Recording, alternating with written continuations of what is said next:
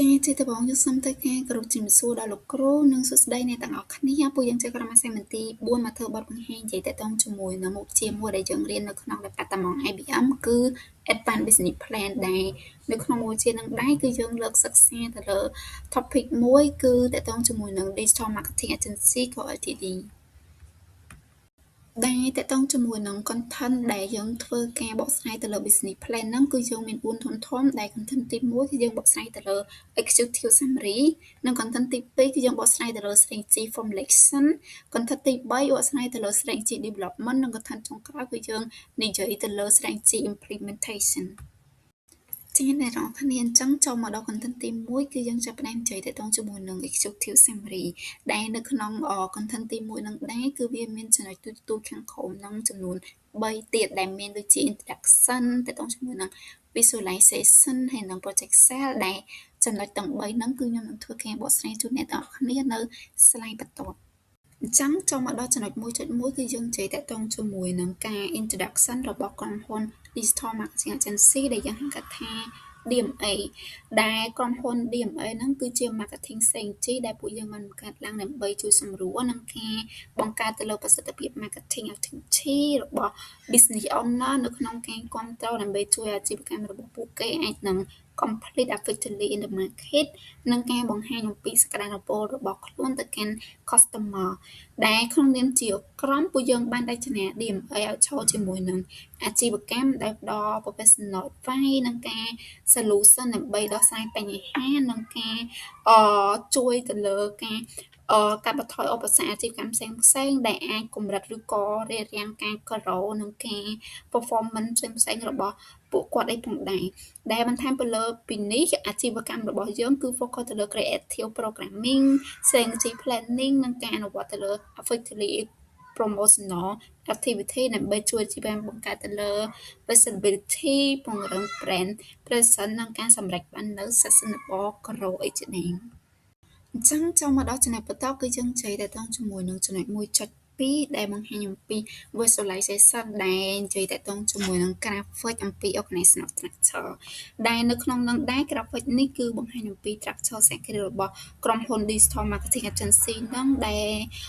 បញ្យល់ពីរបៀបដែលក្រុមហ៊ុនយើងបានចាត់ចែងតាមមុខងារអ្នកខ្លះជាប្រធាននិងរបៀបដែលការងារចេញពីអតិថិជនទៅដល់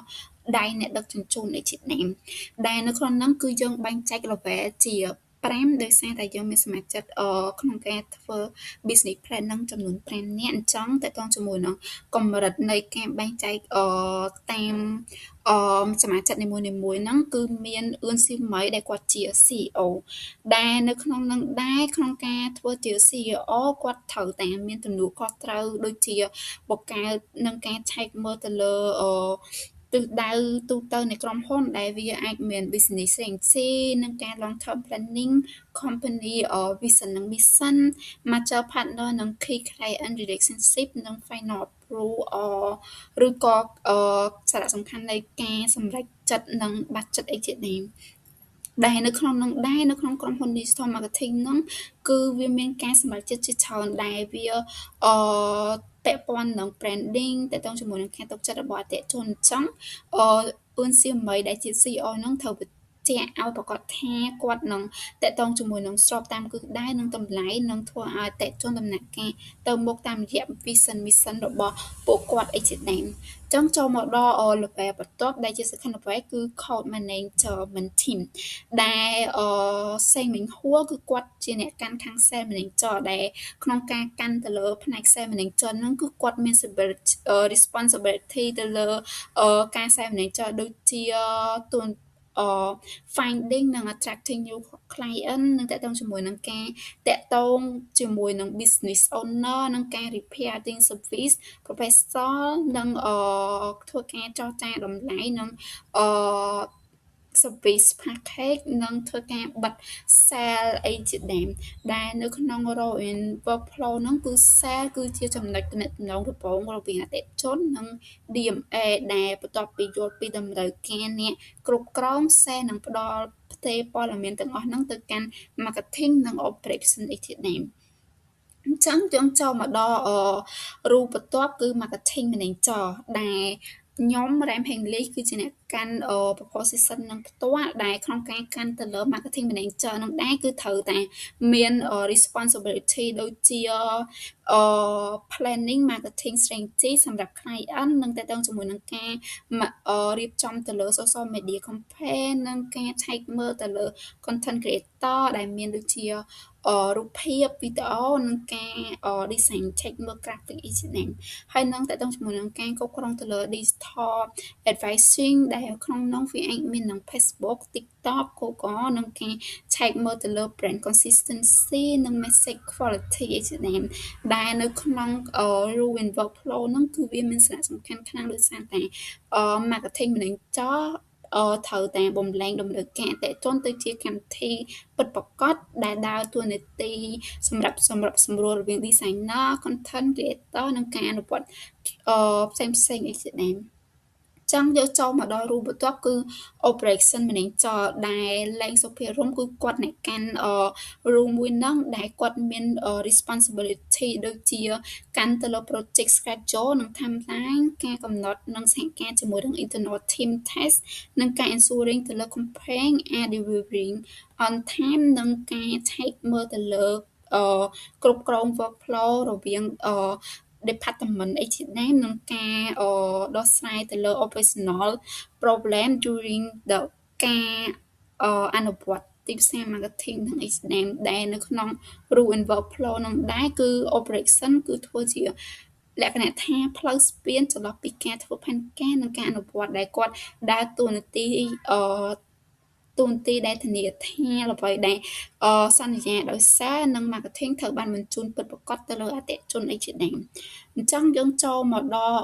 rule មួយទៀតគឺតកតងជាមួយនឹងaccounting និង finance manager ដែលទូសតលាលីនគឺគាត់ជាអ្នកកាន់តំណែងហ្នឹងដែលក្នុងការកាន់តំណែងមួយហ្នឹងគឺតម្រូវឲ្យគាត់មាន responsibility ទៅលើការគ្រប់គ្រង company budget និងតកតងជាមួយនឹងការគ្រប់គ្រងទៅលើការចំណាយនិងការឆែកមើលinvoice ណាដែលវា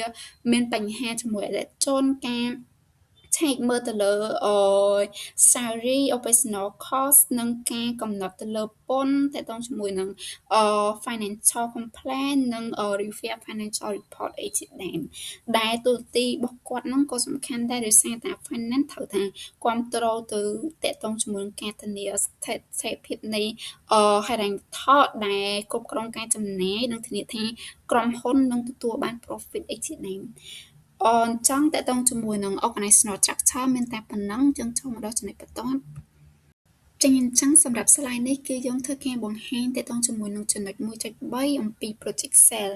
ដែលតកតងជាមួយនឹង graphic នេះគឺបង្ហាញអំពី project sale ដែលជាមូលដ្ឋានសំខាន់នៅក្នុង project success សម្រាប់ digital marketing agency របស់យើងដែលនៅក្នុង business plan របស់យើងគឺ project success គឺពឹងផ្អែកទៅលើ three main environment ឬក៏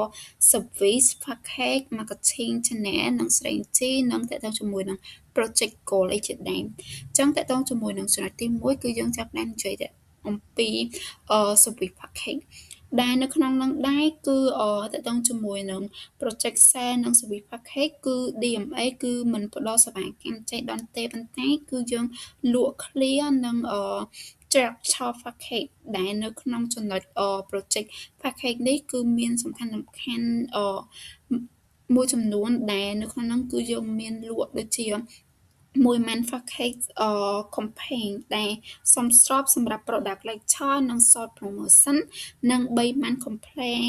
campaign package ដែលសមស្របសម្រាប់ brand grow និងសម្រាប់ continue optimization និងតកតងជាមួយនឹង package នីមួយៗគឺកំណត់យ៉ាងច្បាស់អំពី type of content ដែលក្នុងនោះវាអាចមានទាំង photo video ការ design និងរបៀបជា advertising period management and reporting អីជាដើមដែលនៅក្នុងចំណុចនេះគឺវាមានលក្ខណៈសំខាន់ដោយសារតែវាជាលក្ខណៈ clear service package ជួយឲ្យ client យល់ច្បាស់អំពីអ្វីដែលពួកគេទិញនិងកាត់បន្ថយទៅលើការ misunderstanding និងធានាទៅលើការ smooth project execution អីជាដើមហើយតើតើជាមួយនឹងចំណុចបន្ទាប់គឺយើងនិយាយអំពី marketing channel and strategy ដែលនៅក្នុងនោះដែរគឺមូលដ្ឋានទី2នៃ project sale គឺ marketing channel strategy ដែលបន្ទាប់ពីជ្រើសរើស service package រួច អឺយើងសម្រេចថាកន្លែងណាដែលត្រូវទិញនិងរបៀបដែលត្រូវទិញដើម្បីប្រម៉ូតអាជីវកម្មរបស់ client ដែលនៅក្នុង DMA ហ្នឹងគឺគេប្រើទាក់ទងជាមួយនឹងmultiple digital marketing ដូចជា Facebook, Instagram, TikTok សម្រាប់ awareness និងទាក់ទងជាមួយនឹងការ engagement ដែលក៏ក៏ហើយនឹង website គឺសម្រាប់ customer ដែលមាន buying intention និងទាក់ទងជាមួយនឹង e-commerce platform គឺសម្រាប់ product visibility ជាដើមដែលការលក់របស់Sensi នៅក្នុងការលក់របស់ពួកយើងគឺ include ទៅលើ content marketing ដែលមាន video, post, product presentation និងការpay advertising និងទាក់ទងជាមួយនឹងការ optimization អីជាដើមដែលនៅក្នុងចំណុចនេះដែរគឺវាលក្ខណៈថាវាសំខាន់ដោយសារតែអាជីវកម្មខុសគ្នាត្រូវប្រើ channel ផ្សេងៗគ្នានិងការប្រើទៅលើ right channel និង strategy ដើម្បីបង្កើតទៅលើ campaign effective និង ROI ជាដើមចឹងចូលមកដល់ចំណុចទី3គឺយើងបង្ហាញអំពី project goal ដែល project goal គឺជាមូលដ្ឋានទី3នៃproject sale ហ្នឹងដែលមុននឹងចាប់ផ្ដើមគឺ project ណាមួយយើងត្រូវតែកំណត់ឲ្យច្បាស់អំពីការ success ថាវាមានន័យយ៉ាងដូចម្ដេចអីជាដើមជាឧទាហរណ៍ដូចជា project goal ហ្នឹងគឺវារួមមានដូចជាការ increasing នៅ brand awareness ការ generate ទៅលើ sale និងទាក់ទងជាមួយនឹងការ delivering online sale និងការ iterate expanding marketing reach អីជាដើមដែលក៏ទាំងអស់នេះគឺអាចវាស់វែងបានដូចជា number ដូចជាលេខទាក់ទងជាមួយនឹងការ engagement rate និងទាក់ទងជាមួយនឹង conversation rate អីជាដើមហើយនៅក្នុងចំណុចហ្នឹងក៏វាមានលក្ខណៈថាសំខាន់ខ្លាំងដែរដោយសារតែ clear goals គឺវាអនុញ្ញាតឲ្យយើងវាស់វែង performance បាននិងវាណែនាំក្នុងការសម្រេចចិត្តនិង complain improvement ដែលជា key មួយក្នុងការដឹកនាំឲ្យ project success without clear goal ឬក៏វាធ្វើឲ្យយើងអាចវាស់វែងទៅលើទិន្នន័យអីផ្សេងៗឲ្យបានច្រើនអីផងដែរអញ្ចឹងអ្នកទាំងអស់គ្នាសម្រាប់ចំណុចបន្ទាប់គឺយើងចាប់ផ្ដើមនិយាយទាក់ទងជាមួយនឹងជំពូកទី2គឺ strategy formulation ដែលនៅក្នុងចំណុចមួយហ្នឹងគឺវាមានចំណុចទូចៗបន្ទាប់ពីហ្នឹងទៀតដែលខ្ញុំនឹងធ្វើការបកស្រាយជូនអ្នកទាំងអស់គ្នានៅ slide បន្ទាប់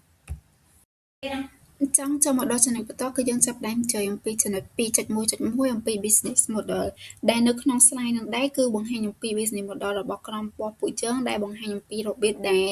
DMA ផ្ដល់តម្លៃទៅដល់អតិថិជននិងរបៀបដែលអាជីវកម្មដំណើរការដែល DMA គឺជា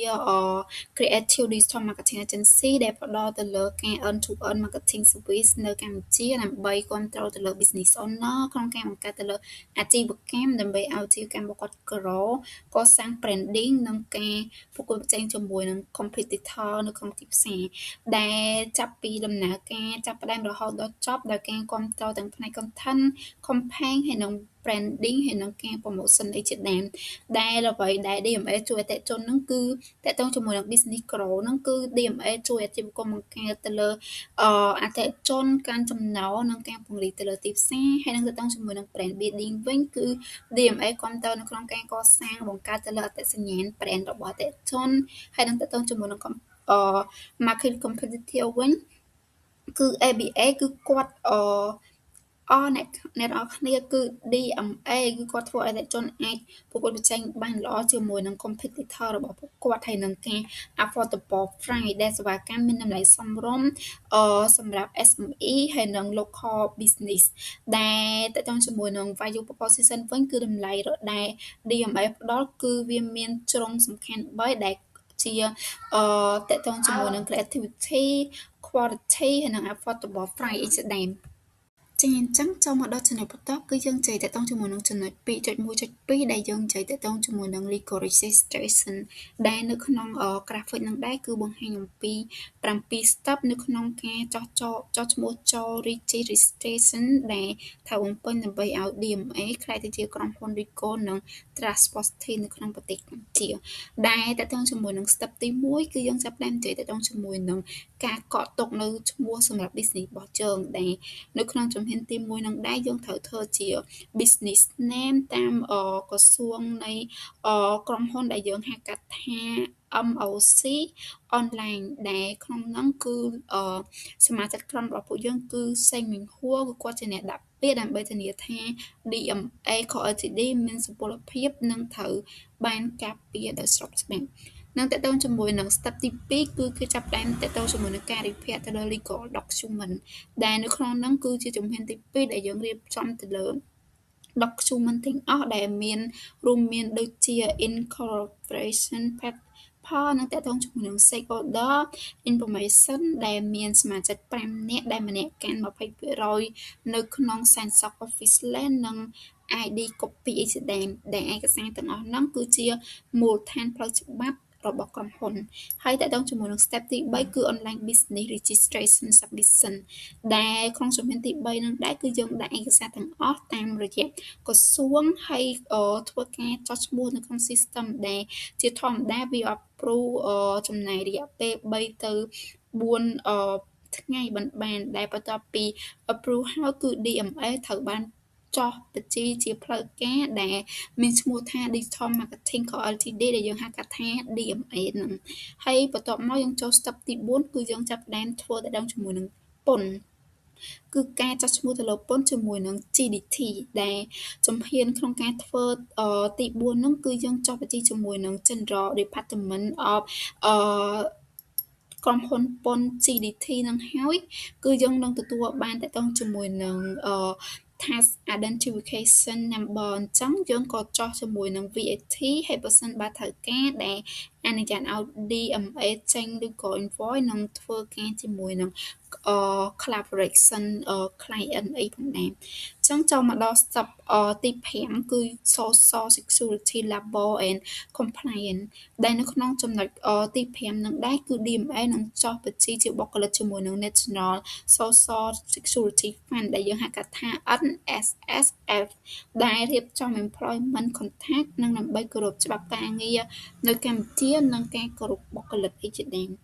ចឹងចូលមកដល់ step ទី6គឺនិយាយទៅដល់ជាមួយនឹងការ open ទៅលើ corporate និង bank account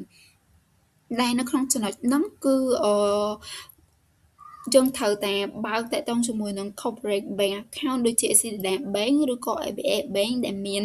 authorized signature យ៉ាងតិច2នាក់ដើម្បីធានាថា transparent និង secure management នៃប្រាក់នៃក្រុមហ៊ុនហ្នឹងគឺវាមានសុវត្ថិភាពអីជាដើមអញ្ចឹងពេលដែលយើងធ្វើការបើក account ហើយយើងចូលមកដល់ step ទី7គឺតកតងជាមួយនឹង trademark និង brand protection ដែលនៅក្នុងនឹងដែរគឺជាជំហានមួយដែលយើងទទួលបាននៅពេលដែលក្រុមហ៊ុនរីកចម្រើនយើងត្រូវចុះបញ្ជី logo brand ជាមួយនឹងការចុះឈ្មោះទៅលើ property department ដើម្បីការពារ DMA identity មិនឲ្យត្រូវចម្លងដោយជនណាមួយអីជាដើមអញ្ចឹងចូលមកដល់ slide បន្ទាប់គឺយើងចាប់ផ្ដើមធ្វើការបកស្រាយនិយាយទៅលើចំណុច 2.1.3 ដែលបង្ហាញអំពី product descriptive ដែលនៅក្នុងនឹងដែរគឺ DMA product គឺនិយាយទៅតងជាមួយនឹងចំណុចសំខាន់ធំចំនួន7ដែល digital marketing service ដែលយើងលក់ឲ្យទៅលើ SME ដែលនៅក្នុងដែរគឺខ្ញុំនឹងបង្ហាញនិយាយទៅតងជាមួយនឹង purpose របៀប delivery និង key deliverable និងទៅតងជាមួយនឹងKPIs ដែលនៅក្នុងចំណុចហ្នឹងចំណុចដំបូងគេគឺខ្ញុំចាប់ផ្ដើមនិយាយអំពី social media manager មុនគេដែល purpose ក្នុងការធ្វើតទៅជាមួយនឹង social media manager ហ្នឹងគឺដើម្បីបង្កើតទៅលើ strong online identity តាមរយៈការបង្ហោះជាប្រចាំនិង engagement និងការ process ទៅលើ deliverable ដែលបង្កើតទៅលើ business page content calendar ការបង្ហោះទៅលើរូបភាព4ជាប្រចាំនៅក្នុងមួយសប្តាហ៍ឬក៏8ដល់12 post ក្នុងមួយខែសម្រាប់ការ post និងការគ្រប់គ្រងទៅលើcommerce និង message ហើយផ្ដល់ទៅលើmonthly performance report ហើយទៅដល់ជាមួយនឹង KPI វិញគឺការ engagement rate follow grow react និង CTR ទៅ landing page អីជាដើមដែលលើពីនេះផងដែរទៅដល់ជាមួយនឹងសេវាកម្មគឺយើងធ្វើការ entry ទៅលើ service សម្រាប់ SME ភាគច្រើនដែលជាមូលដ្ឋានសម្រាប់ service ផ្សេងៗដូចជា ad និង website traffic អីហើយទៅដល់ជាមួយនឹងចំណុចបន្ទាប់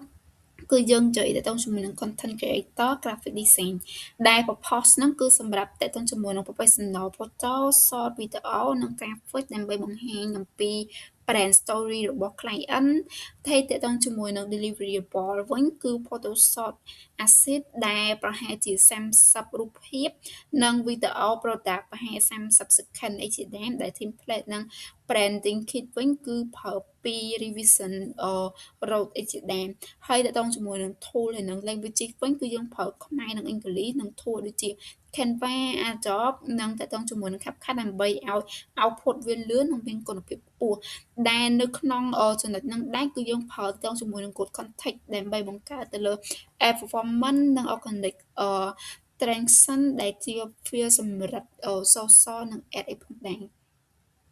ចាំចូលមកដល់ចំណុចបន្ទាប់គឺយើងធ្វើការនិយាយបង្ហាញអំពី digital advertising ដែលវាមានដូចជា Facebook, Google និង TikTok ដែលប្រភពវាគឺសម្រាប់បង្កើតទៅលើ traffic slash ឬក៏ share យ៉ាងលឿនតាម paid campaign process កំណត់ទៅលើ objective វា audience design creative run A/B/A test Insta និងទាក់ទងជាមួយនឹងការកំណត់ទៅលើ conversion tracking ហើយនិង automation ជារៀងរាល់សប្តាហ៍ហើយទាក់ទងជាមួយនឹង deliverable នៅក្នុងចំណុចនោះដែរគឺមាន campaign set up ពី13 creative និងទាក់ទងជាមួយនឹង validation weekly automation note និង monthly KPI report ហើយទាក់ទងជាមួយនឹង KPI នេះដែរគឺមាន impression CTR conversation rate និង CPA និងទាក់ទងជាមួយនឹង ROAS ផងដែរហើយនៅក្នុង pricing នឹងដែរគឺ normally គឺមាន add ទៅលើ management fee ដែលឧទាហរណ៍$5ក្នុង report ហើយ ad spend គិតបន្ថែម$10ហើយទាក់ទងជាមួយនឹងចំណុចទី4គឺយើងនិយាយអំពី search engine automation ដែលប្រភពវិញគឺសម្រាប់ organize ទៅលើ visibility ទៅលើ Google និងបង្កើត log team graphic ហើយប្រភពគឺសម្រាប់ទាក់ទងជាមួយនឹង keyword research ដូចជាខ្មែរអង់គ្លេសនៅលើទំព័រ optimization metadata និងការ select link building និង monthly audit អីជាដើមហើយនៅក្នុងចំណុច deliverable វិញគឺ keyword list on page speed ជាមួយនឹង monthly performance report អីហើយទៅដល់ជាមួយនឹង KPL គឺ organic season keyword ranking ហើយនឹង bond វិញគឺ red improvement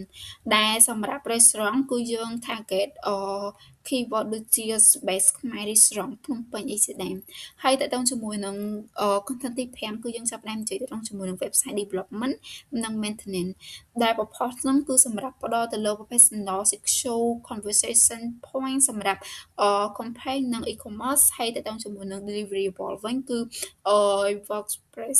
certified website និង product catalog និង content សម្រាប់ធ្វើការបញ្ជា payment និងទៅដល់ជាមួយនឹង integration និង monthly maintenance security update ហើយទៅដល់ជាមួយនឹង KPL គឺ page log speed conversation rate uptime និង transaction អីជាដើមហើយតើតើជាមួយនឹង price example គឺ website វាប្រហែលជា$8ប្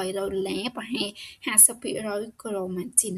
ហើយតើតើជាមួយនឹងចំណុចទី6គឺយើងនិយាយអំពី marketing analytics reporting ដែល report គឺវាប្រែ data ទៅជា business decision និងបង្ហាញអំពី client នៅ ROI deliverable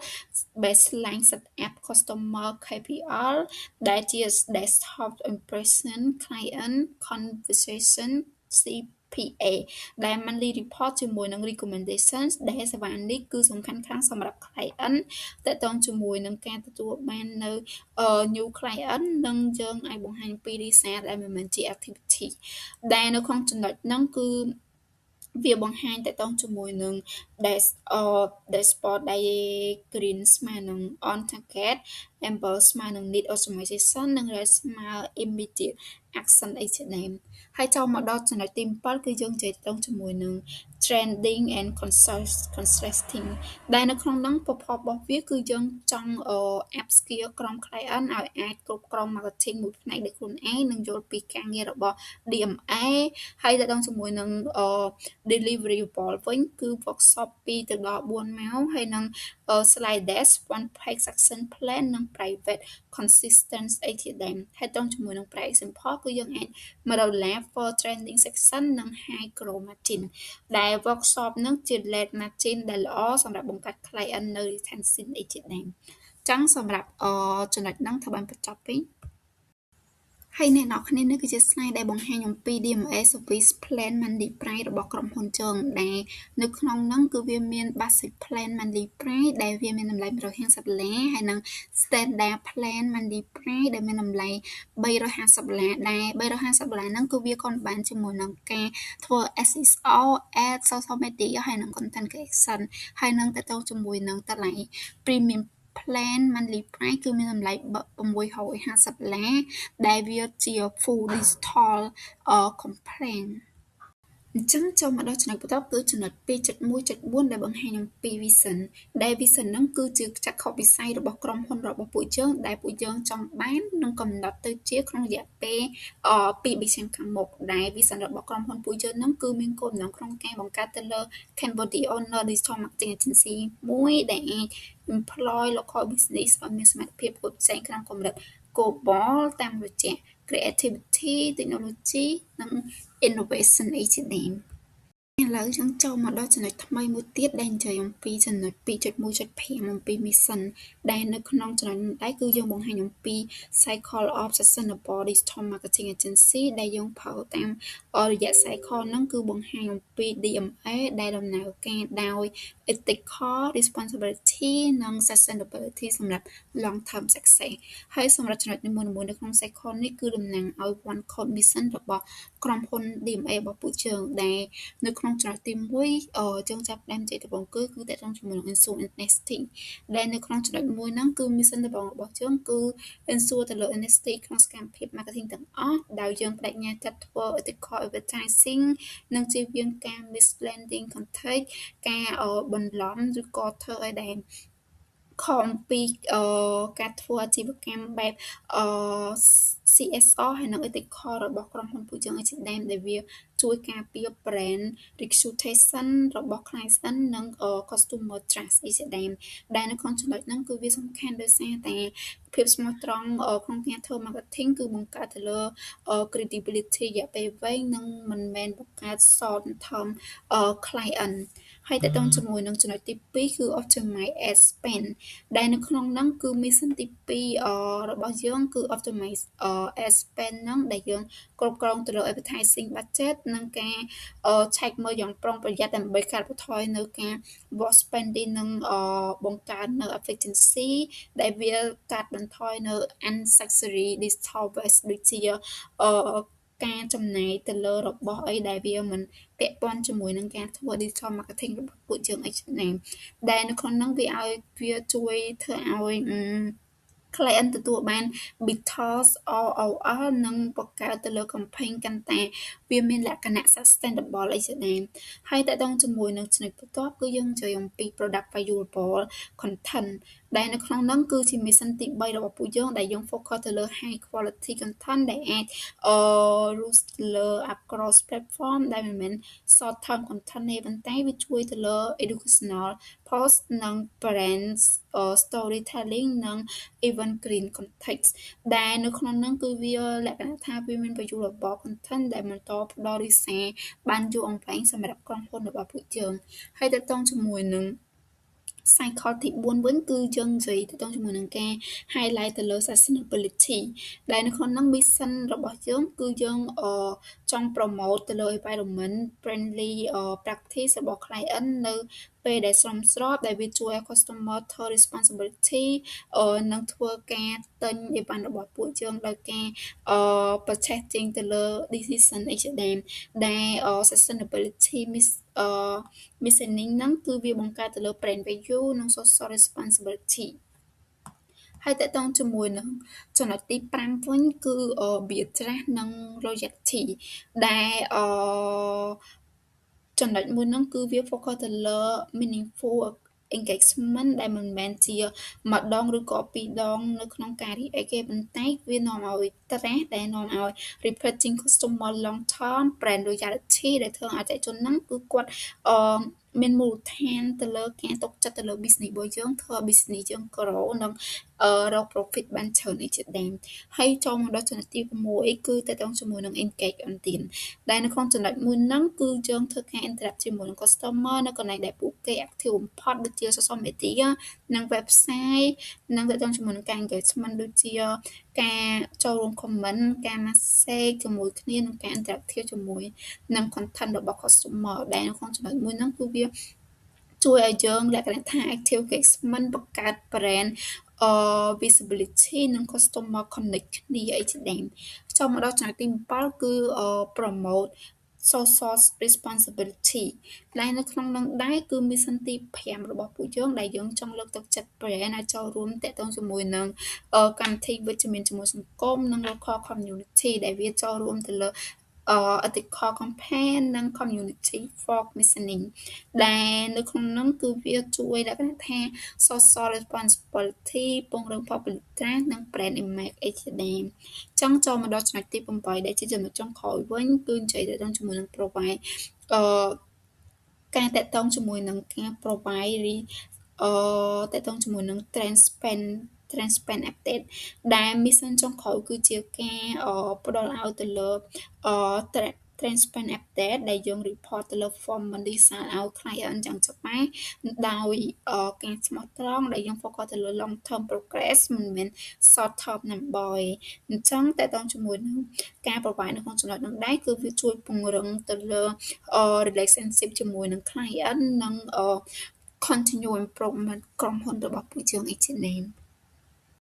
ចាអញ្ចឹងចូលមកដល់ចំណុចបន្ទាប់គឺយើងនិយាយអំពីចំណុច2.1.6ដែលជា management structure ដែលនៅក្នុងនឹងដែរគឺបង្ហាញអំពី management structure របស់ក្រុមហ៊ុន DMA Co Ltd ដោយបញ្ចូលអំពី role និងតកតងជាមួយនឹង responsibility របស់សមាជិកក្រុមនីមួយៗដែលរបៀបដែលយើងធ្វើការជាមួយគ្នានៅក្នុងលក្ខណៈជា one organization ដែលនៅក្នុងនឹងដែរនៅកណ្ដាលគឺ Digital Marketing Agency Co Ltd ដែលតំណាងឲ្យក្រុមហ៊ុនទាំងមូលដែល department ទាំងអស់ត្រូវបានភ្ជាប់ទៅកាន់call នេះដើម្បីធានាថាវាលក្ខណៈ coordination និងលក្ខណៈ teamwork ហើយតកតងជាមួយនឹងចំណុចទី1ដំបូងគេគឺនិយាយអំពីអឿនស៊ីម៉ៃដែលគាត់ជា CEO ដែលនៅកំពូលនៃ management structure គឺ CEO ដែលជាអឿនស៊ីម៉ៃដែល CEO គឺគាត់មានទំនួលខុសត្រូវទៅលើ strategy planning ដែលមានន័យថាកំណត់ទៅលើ long term goal និង business direction ហើយតកតងជាមួយនឹង department oversight គឺមានន័យថាត្រួតពិនិត្យទៅលើ department ទាំងអស់ឲ្យដំណើរតាម vision ដូចគ្នានិង business growth ផ្ដោតfocus ទៅលើការពង្រីកក្រុមហ៊ុនបង្កើតទៅលើ revenue និងបង្កើត partnership អីជាដើមដែលចូលមកដល់ចំណុចបន្ទាប់គឺយើងនិយាយអំពី marketing manager ដែលខ្ញុំ Rem Henley ជាអ្នកកាន់មុខតំណែងនឹងផ្ទាល់ដែលនៅក្នុងនាមជា marketing manager ហ្នឹងគឺខ្ញុំមានតួនាទីត្រូវតែresponsibility ទៅលើ marketing campaign planning និងតាក់ទងជាមួយនឹង execution សម្រាប់ client ដែល social media manager រួមមាន content creator posting engagement និង platform management អីជាដើម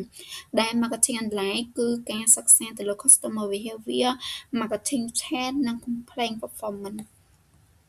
ហើយតកតងជាមួយនឹងrole ទី3គឺទៅលើ operation manager ដែលលែងពីរំគាត់ជាអ្នកកាន់កន្លែងហ្នឹងហើយចំណុចហ្នឹងដែរគឺគាត់មានតួនាទីនៅក្នុងការគ្រប់គ្រងទៅលើ delay operation ធានាថា project ដំណើរការយ៉ាងរលូននិង workflow efficiency ដែល focus ទៅលើការកែលម្អទៅលើ process ដើម្បីសន្សំពេលវេលានិង resources និង team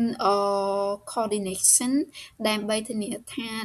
department ទាំងអស់គឺមាន communicate គ្នាល្អជាដើមអញ្ចឹងចូលមកដល់រូបបន្ទាប់គឺ sales manager ដែល sales មេហួរគឺគាត់ជាអ្នកកាន់ role ហ្នឹងដែលក្នុងនាមជា sales manager team គឺគាត់មានតួនាទីក្នុងការដឹកនាំ sales activity និង client communication ដែល client equation ហ្នឹងគឺមានន័យថាការស្វែងរកការតាក់ទាញ customer ថ្មីដែល contract negotiation ហ្នឹងគឺរួមមាន pricing discussion និងការ agreement តាក់ទងជាមួយនឹង finalization អីជាដើមចង់ចូលមកដល់ rule ទី4គឺទូក Sutherland ដែលគាត់កាន់ខាង Financial Manager ដែលគាត់ទូក Sutherland នឹងដែរគឺគាត់ជា Manager Financial Manager ដែលគាត់កាន់តួនាទីទៅលើ Budget Budgeting និងការធានាការរៀបចំនិងការគ្រប់គ្រងទៅលើ Company Expense ឲ្យមានប្រសិទ្ធភាពនិងការFinancial Reporting ការតាមដានខាង Cost និងអឺតកតងជាមួយនឹង Profitability អីជាដើមហើយនៅក្នុងការ Investment Support ហ្នឹងគឺវាជួយ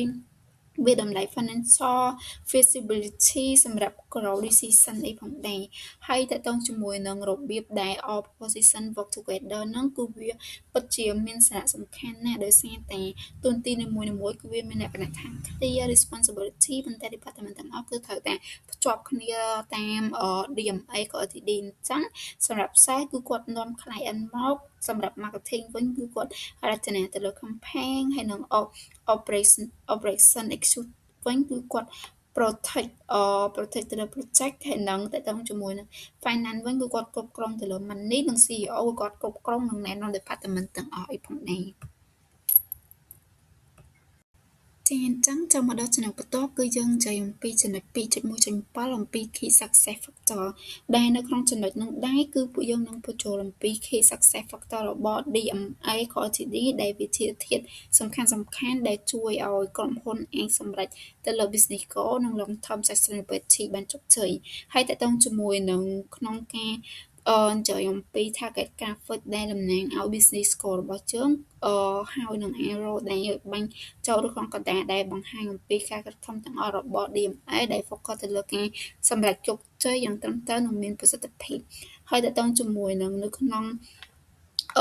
Key Success Factor នីមួយៗគឺតំណាងឲ្យក្រុមហ៊ុនទៅដល់ target ទាំងអស់ហ្នឹងដែលនៅក្នុងនោះគឺមានសរុបមកគឺចំនួន5ចំណុចដែលចំណុចទី1គឺ Client Success ដែលនៅក្នុងនោះគឺ Key Success Factor ដំបូងគឺដំបូងគេគឺ Client Success ដែលវាមានន័យថាធានាឲ្យ Client របស់យើងបានសម្រេចទៅលើ Marketing Objective របស់ពួកគេពេលដែល Client ជោគជ័យគឺទទួលបានទៅលើការត្រាស់ Regulation និងទៅជាមួយនឹងការ repeat ទៅលើ business របស់ពួកគាត់ដែលនៅក្នុងនឹងដែរគឺ Client Success គឺជាមូលហេតុចម្បងដែលធ្វើឲ្យស្រេងស៊ីទាំងអស់របស់យើងគឺបាន design ឡើងហើយតកតងជាមួយនឹងចំណុចទី2គឺ long term relationship ដែលនៅក្នុងចំណុចនេះគឺអឺ long term relationship ហ្នឹងគឺ DMA focus ទៅលើការបង្កើតទៅលើ trust loyalty ជាងចំណេញខ្លីៗដែលតកតងក្នុងរយៈពេលវែងដែលជួយឲ្យ retail client នឹងបង្កើតទៅលើ consistent income ដែល long term relationship ហ្នឹងគឺជួយកាត់បន្ថយ client នៅក្នុងការបង្កើតជួយកាត់បន្ថយនៅការចំណាយរបស់ client និងជួយបង្កើតទៅលើ business sustainability ហើយតកតងជាមួយនឹងចំណុចទី3គឺ operational efficiency ដែលនៅក្នុងនឹងដែរគឺវាមានន័យថាគេប្រើ sources ឲ្យមានប្រសិទ្ធភាពដើម្បីកាត់បន្ថយទៅលើ cost និងការបង្កើតនៅ productivity ដែល operation ដែលវាមានប្រសិទ្ធភាពអនុញ្ញាតឲ្យ DMA ផ្ដល់ទៅលើ competitive pricing ខណៈពេលដែលរក្សាទៅលើ quality ដែល operational efficiency ហ្នឹងគឺជួយឲ្យ DMA អាចប្រកួតប្រជែងបានក្នុង digital marketing market ហើយទៅជាមួយនឹងចំណុចទី4គឺ service excellence ដែលនៅក្នុងហ្នឹងគឺ DMA គឺផ្ដល់ high quality professional និងតកតងជាមួយនឹងការ design ទៅលើ digital marketing service ដែល service ល្អបង្កើត client satisfaction និងពង្រឹងទៅលើ brand image ដែល quality service ហ្នឹងគឺជាចំណុចដែលធ្វើឲ្យ DMA ខុសពី competition អីជាដើមចឹងចូលមកដល់ចំណុចទី5គឺយើងនិយាយអំពី market understanding ដែលនៅក្នុងចំណុចនោះដែរគឺ DMA យល់អំពី local market customer behavior និង cultural preferences អញ្ចឹងវាអនុញ្ញាតឲ្យយើងបង្កើតទៅលើ relevant និង effective marketing strategy ដែលនៅក្នុងចំណុចនោះដែរគឺវាមានលក្ខណៈខ្លាំងទៅលើការស្គាល់នឹងការយល់ដឹងអំពីទីផ្សារនិងនាំឲ្យមានការសម្រេចចិត្តបានល្អជាងមុននិងវាធ្វើឲ្យវាលក្ខណៈថាវា better complaint performance នេះជាដើមអញ្ចឹងសម្រាប់នៅក្នុងការ plan នៅក្នុងចំណុចហ្នឹងគឺ តាមដែលរូបភាពដែលវាបង្ហាញហ្នឹងគឺបង្ហាញអំពីHuman Resources និង Teamwork ដែលជាធាតុសំខាន់នៅក្នុងការសម្រេចទៅលើ Key Success ទាំងមូលដែលជាការ include មក these key success factor ទាំងអស់ហ្នឹងគឺវាធ្វើការរួមគ្នាដើម្បីឲ្យ DMA ក៏ GD សម្រេចទៅលើ goal ដើម្បីបំពេញតម្រូវការ client និងធានាទៅលើ long term business success អីផងដែរអញ្ចឹងយើងចូលមកដល់ចំណុចបន្តគឺចំណុច2.1.8ដែលនិយាយទាក់ទងជាមួយនឹង location ដែលផ្នែកនេះបង្ហាញអំពី location របស់ក្រុមហ៊ុនដែលការិយាល័យរបស់ DMA គឺស្ថិតនៅខាងសែនសុខភ្នំពេញដែលជាតំបន់កំពុងអភិវឌ្ឍតភ្ជាប់ចំណុចកណ្ដាលក្រុងជាមួយនឹងអាជីវកម្មថ្មីៗដែលទាក់ទងជាមួយ location របស់យើងផងដែរវាលក្ខណៈថា easy ឬ client access ដែលទីតាំងងាយស្រួលឲ្យអតិថិជនគាត់មកជួបសប្តាហ៍និងប្រើសេវាកម្មនិងវាលក្ខណៈថា quiet environment for creative work ដែលវាលក្ខណៈថាបរិយាកាសស្ងាត់សមរម្យសម្រាប់ការងារច្នៃប្រឌិតដូចជា content creator ឬសាងឬក៏ planning អីជាដើមហើយនឹងវាក៏លក្ខណៈថាតម្លៃជួលការិយាល័យវាទាបជាងតំបន់កណ្ដាលក្រុងអញ្ចឹងវាជួយកាត់បន្ថយក្នុងការ operational cost របស់ក្រុមហ៊ុននិងកត្តាមួយចំនួនទៀតគឺដូចជាការិយាល័យរបស់យើងហ្នឹងគឺលក្ខណៈថាវាឡើងដើម្បីគ្រប់គ្រងក្នុងការងារជាក្រុមនិងសេវាកម្មដល់ក្រុមហ៊ុនដែលក្នុងនោះវាមានទៅជា share workplace for team collaboration ដែលកន្លែងធ្វើការរួមសម្រាប់brainstorming និង team work និងការទាក់ទងជាមួយនឹង meeting room for client សម្រាប់ជួលអតិថិជនសម្រាប់ការពិភាក្សានិងការ present និង small studio សម្រាប់ការធ្វើទាក់ទងជាមួយនឹង blog video production អីជាដើមចាអញ្ចឹងចូលមកដល់ slide បន្ទាប់គឺយើងចាប់ផ្ដើមនិយាយទាក់ទងជាមួយនឹងចំណុច2.1.9ដែលជា goal ដែលនៅក្នុងslide នេះគឺបង្ហាញអំពី main goal របស់ digital marketing agency របស់យើងដែលធ្វើការ focus ទៅលើការអឺ providing ទៅលើ client performance brand strength ហើយនិង marketing efficiency ដែលនៅក្នុងនោះដែរគឺយើងបង្ហាញអំពី graphic ដែលតំណាងឲ្យ strategy thinking និង data driven decision making ដែលនៅក្នុងចំណុចមួយហ្នឹងដែរគឺតំណាងឲ្យ one major goals របស់ agency របស់យើងដែលនៅក្នុងហ្នឹងគឺពួកយើងបានបែងចែកវាជា3ធំៗដែលចំណុចទី1គឺយើងចាប់ផ្ដើមនិយាយទៅលើ accelerate client revenue ហើយនិង sales growth ដែលជាទូទៅនៅក្នុងហ្នឹងគឺយើងធ្វើការ increase ទៅលើ top line តាក់ទងជាមួយនឹង revenue ហើយនិង profit margin ដែលជា source e-commerce ហើយនិង lead generation ដែល goal ដំបូងហ្នឹងគឺជា accelerate client revenue ហើយនិង sales growth ដែលវាមានន័យថាវាជួយ client បង្កើតទៅលើការលក់ហើយនិងប្រាក់ចំណេញដែលយើងប្រើ digital marketing tool ដូចជា e-commerce strategy ហើយនិង lead generation ដើម្បីសម្រេច goal នេះដែលវា apport ថាដែលតំណាងឲ្យ sales growth ហើយនិង revenue income ដែលនៅក្នុង key sentence មួយហ្នឹងគឺចង់និយាយទៅជាមួយនឹងការ success របស់ពួកយើងគឺជាការវាស់ស្ទង់បាយរបៀបដែល client grow business របស់ពួកគាត់ហើយតង់ជាមួយនឹង goal ទី2គឺវាហើយនឹង enhance ទៅលើ client brand equity ហើយនឹង authority ដែលនៅក្នុងចំណុចមួយហ្នឹងដែរគឺយើងមានក្នុងគោលបំណងនៅក្នុងការ establish the client as the respect industry leader sort through leadership និង reputation management ដែល goal ទី2នេះគឺយើងចង់ build ទៅលើការលើកកម្ពស់ client និង brand ដែលវាមានន័យថាជួយឲ្យ client គឺគាត់មាន brand ដែលអាច trust និងតាក់ទងជាមួយនឹងការ respect ច្រើនដែលវាជួយសម្រេចតាមរយៈការឆែកទៅមើលតាក់ទងជាមួយនឹង strong leadership content និងតាក់ទងជាមួយនឹងការ management ទៅលើ structure មួយចំនួនរបស់ក្រុមហ៊ុនរបស់ពួកគាត់ដែល people ហើយនិង error ហ្នឹងគឺបង្ហាញអំពី leadership grow ហើយនិង brand authority ដែលជាការ strong brand គឺវា help អតិថិជនក្នុងការក្រោកឈរឡើងជាមួយនឹងការទទួលបាននៅadvantage competition អីជាដើមហើយចូលមកដល់ចំណុចទី3គឺយើងនិយាយទាក់ទងជាមួយនឹង optimize client marketing efficiency and ROI ដែលនៅក្នុងនឹងដែរគឺជា goal ទី3របស់យើងដែលវាមានន័យថាយើងចង់ប្រើ marketing budget ដែលឲ្យវាលក្ខណៈថាមានប្រសិទ្ធភាពដើម្បីទទួលបាននៅ result ល្អដែលយើងអាចប្រាស្រ័យទៅលើ data analysis ទាក់ទងជាមួយនឹងការ performance testing អីជាដើមដែលនៅក្នុងការ analyze ហ្នឹងគឺតំណាងឲ្យ data driven ហ្នឹងនឹងការ decision បានល្អនិងការទទួលបាន performance ល្អពីការវាស់ស្ទង់អីជាដើមដែលទាក់ទងជាមួយនឹងរបៀបកចឹង3 connect គ្នាហ្នឹងគឺ revenue និង growth គឺស្មើនឹង business success brand authority គឺស្មើនឹង trust and loyalty ហើយនឹង efficiency ហើយនឹង ROI ហ្នឹងគឺស្មើនឹង response sustainability អីជាដើមអញ្ចឹងអ្នកនរគ្នាចាប់ផ្ដើមចូលមកដល់ចំណុចបន្ទាប់នេះគឺយើងនិយាយអំពីចំណុច 2.1.10 ដែលជា objective ដែលនៅក្នុងផ្នែកនេះដែរគឺយើងនឹងពន្យល់អំពី objective របស់ DMA Agency ដែលជាគោលបំណងចម្បងនៅក្នុងការចូលរួមជាដៃគូសម្រាប់អាជីវកម្មផ្សេងៗដែល objective របស់ក្រុមហ៊ុនរបស់យើងនឹងគឺកំណត់ច្បាស់នៅសកម្មភាពពិតប្រាកដដែលអាចវាស់វែងបានដើម្បីជួយអតិថិជនឲ្យសម្រេចនៅគោលដៅចុងក្រោយរបស់ពួកគាត់នឹងដូចជាការបង្កើតទៅលើ revenue brand royalty អីជាដើមដែលតកតងជាមួយនឹង objective នេះដែរគឺវាមានសិនតកតងជាមួយនឹង smart strategy ដើម្បីឲ្យ objective មានប្រសិទ្ធភាពនិងវាធ្វើឲ្យលក្ខណៈថាវាមាន smart ដែលមានន័យថាក្នុងចំណុចទាំងអស់ហ្នឹងគឺវាអាច combine តកតងជាមួយនឹង specific និង suitable adjective ហើយនឹង relevant អីជាដើមដែលតកតងជាមួយនឹងចំណុចបន្ទាប់គឺអាចមានតកតងជាមួយនឹងការ translate business goal ទៅជា digital target ដែលមួយចំណុចទៀតហ្នឹងគឺវាគោលបំណងរបស់ BMA គឺយក client business goal ហើយបំលែងទៅជា digital target ដែលអាចវាស់វែងបាន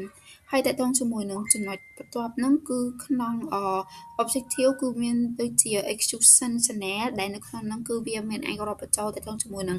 SEO PPC ហើយនឹង social media ហើយនឹង Gmail marketing ដែលយើងធ្វើការអនុវត្តនៅ strategy ទៅលើ channel ទាំងនេះដើម្បីសម្រេចទៅលើ objective របស់អតិថិជនហើយក្នុងនោះដែរក៏វាមានរួមបញ្ចូលតកតងជាមួយនឹង KPI ហើយនឹង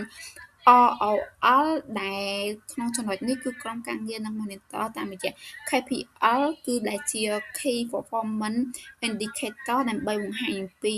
ROL Return on Investment របស់អតិថិជនក្នុងរយៈពេលកំណត់អញ្ចឹងសរុបមកគឺ objective របស់ DMA Agency គឺដើម្បីជួយអតិថិជនសម្រេចនៅ digital target ដោយប្រើទៅលើ strategy ដែលមានប្រសិទ្ធភាពអាចវាស់វែងតាម KPI ហើយបង្ហាញតាមលក្ខណៈ ROL ច្បាស់លាស់អីជាដើម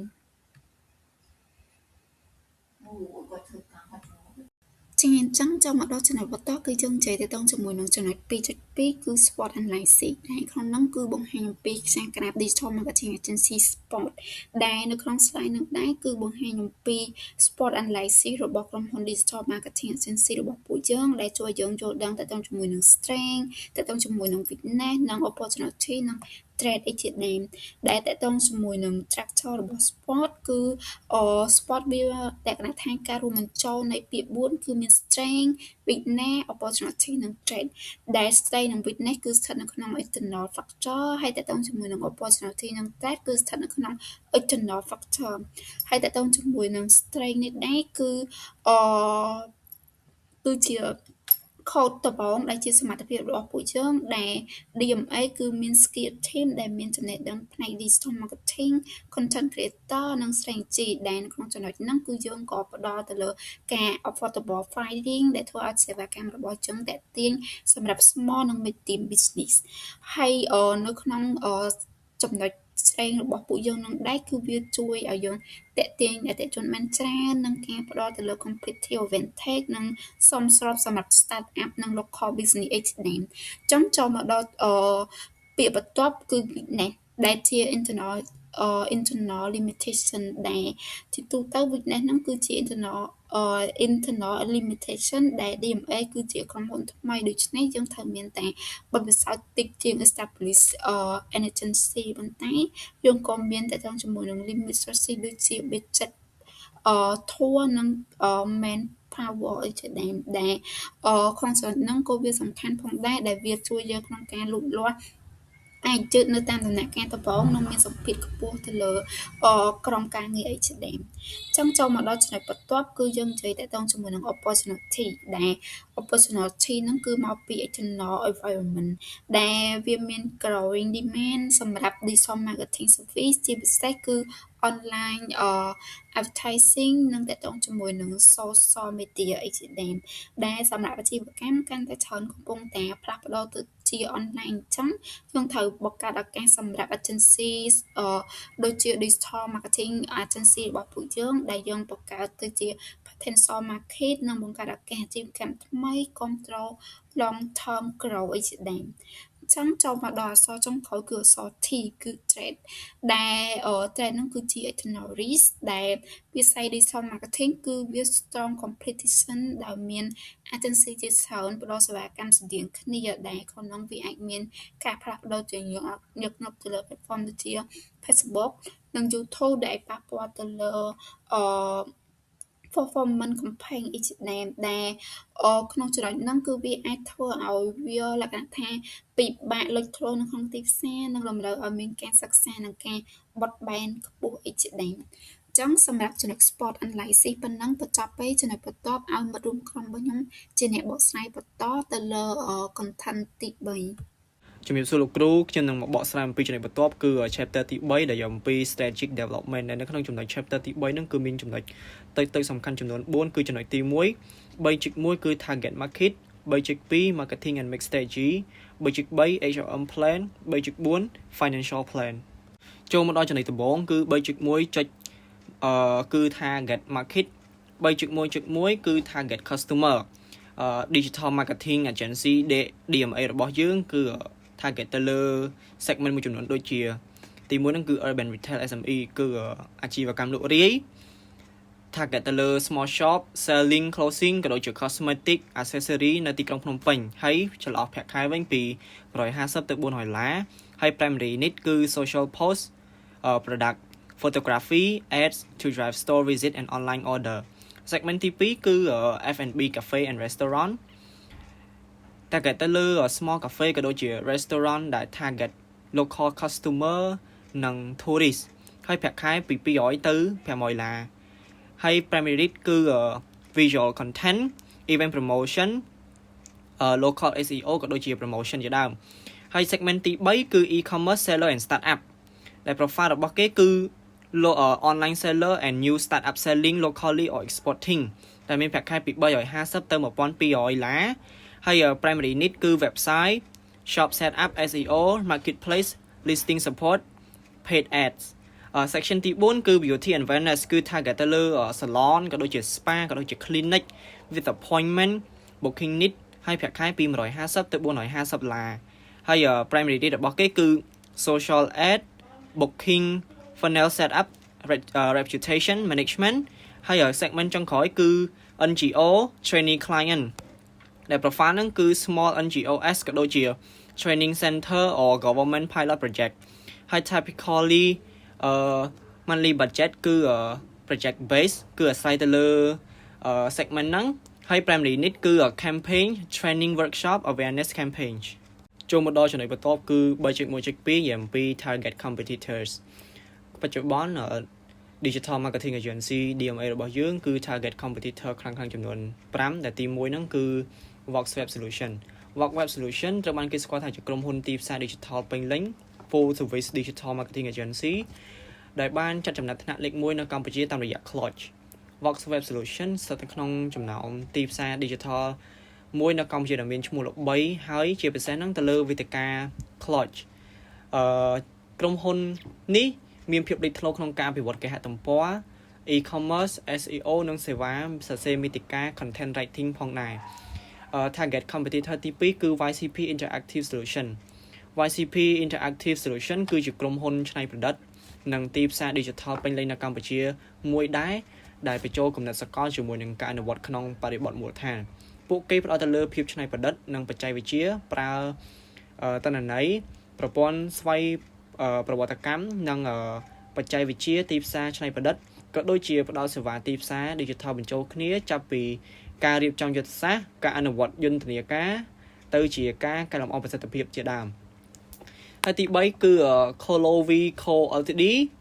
Colovico Ltd ត្រូវបានគេស្គាល់ថាជាក្រុមហ៊ុនទីផ្សារ digital បែប boutique មានទីតាំងនៅភ្នំពេញពួកគេមានជំនាញពិសេសទៅលើទីផ្សារបណ្ដាញសង្គមដូចជាតាមរយៈ Facebook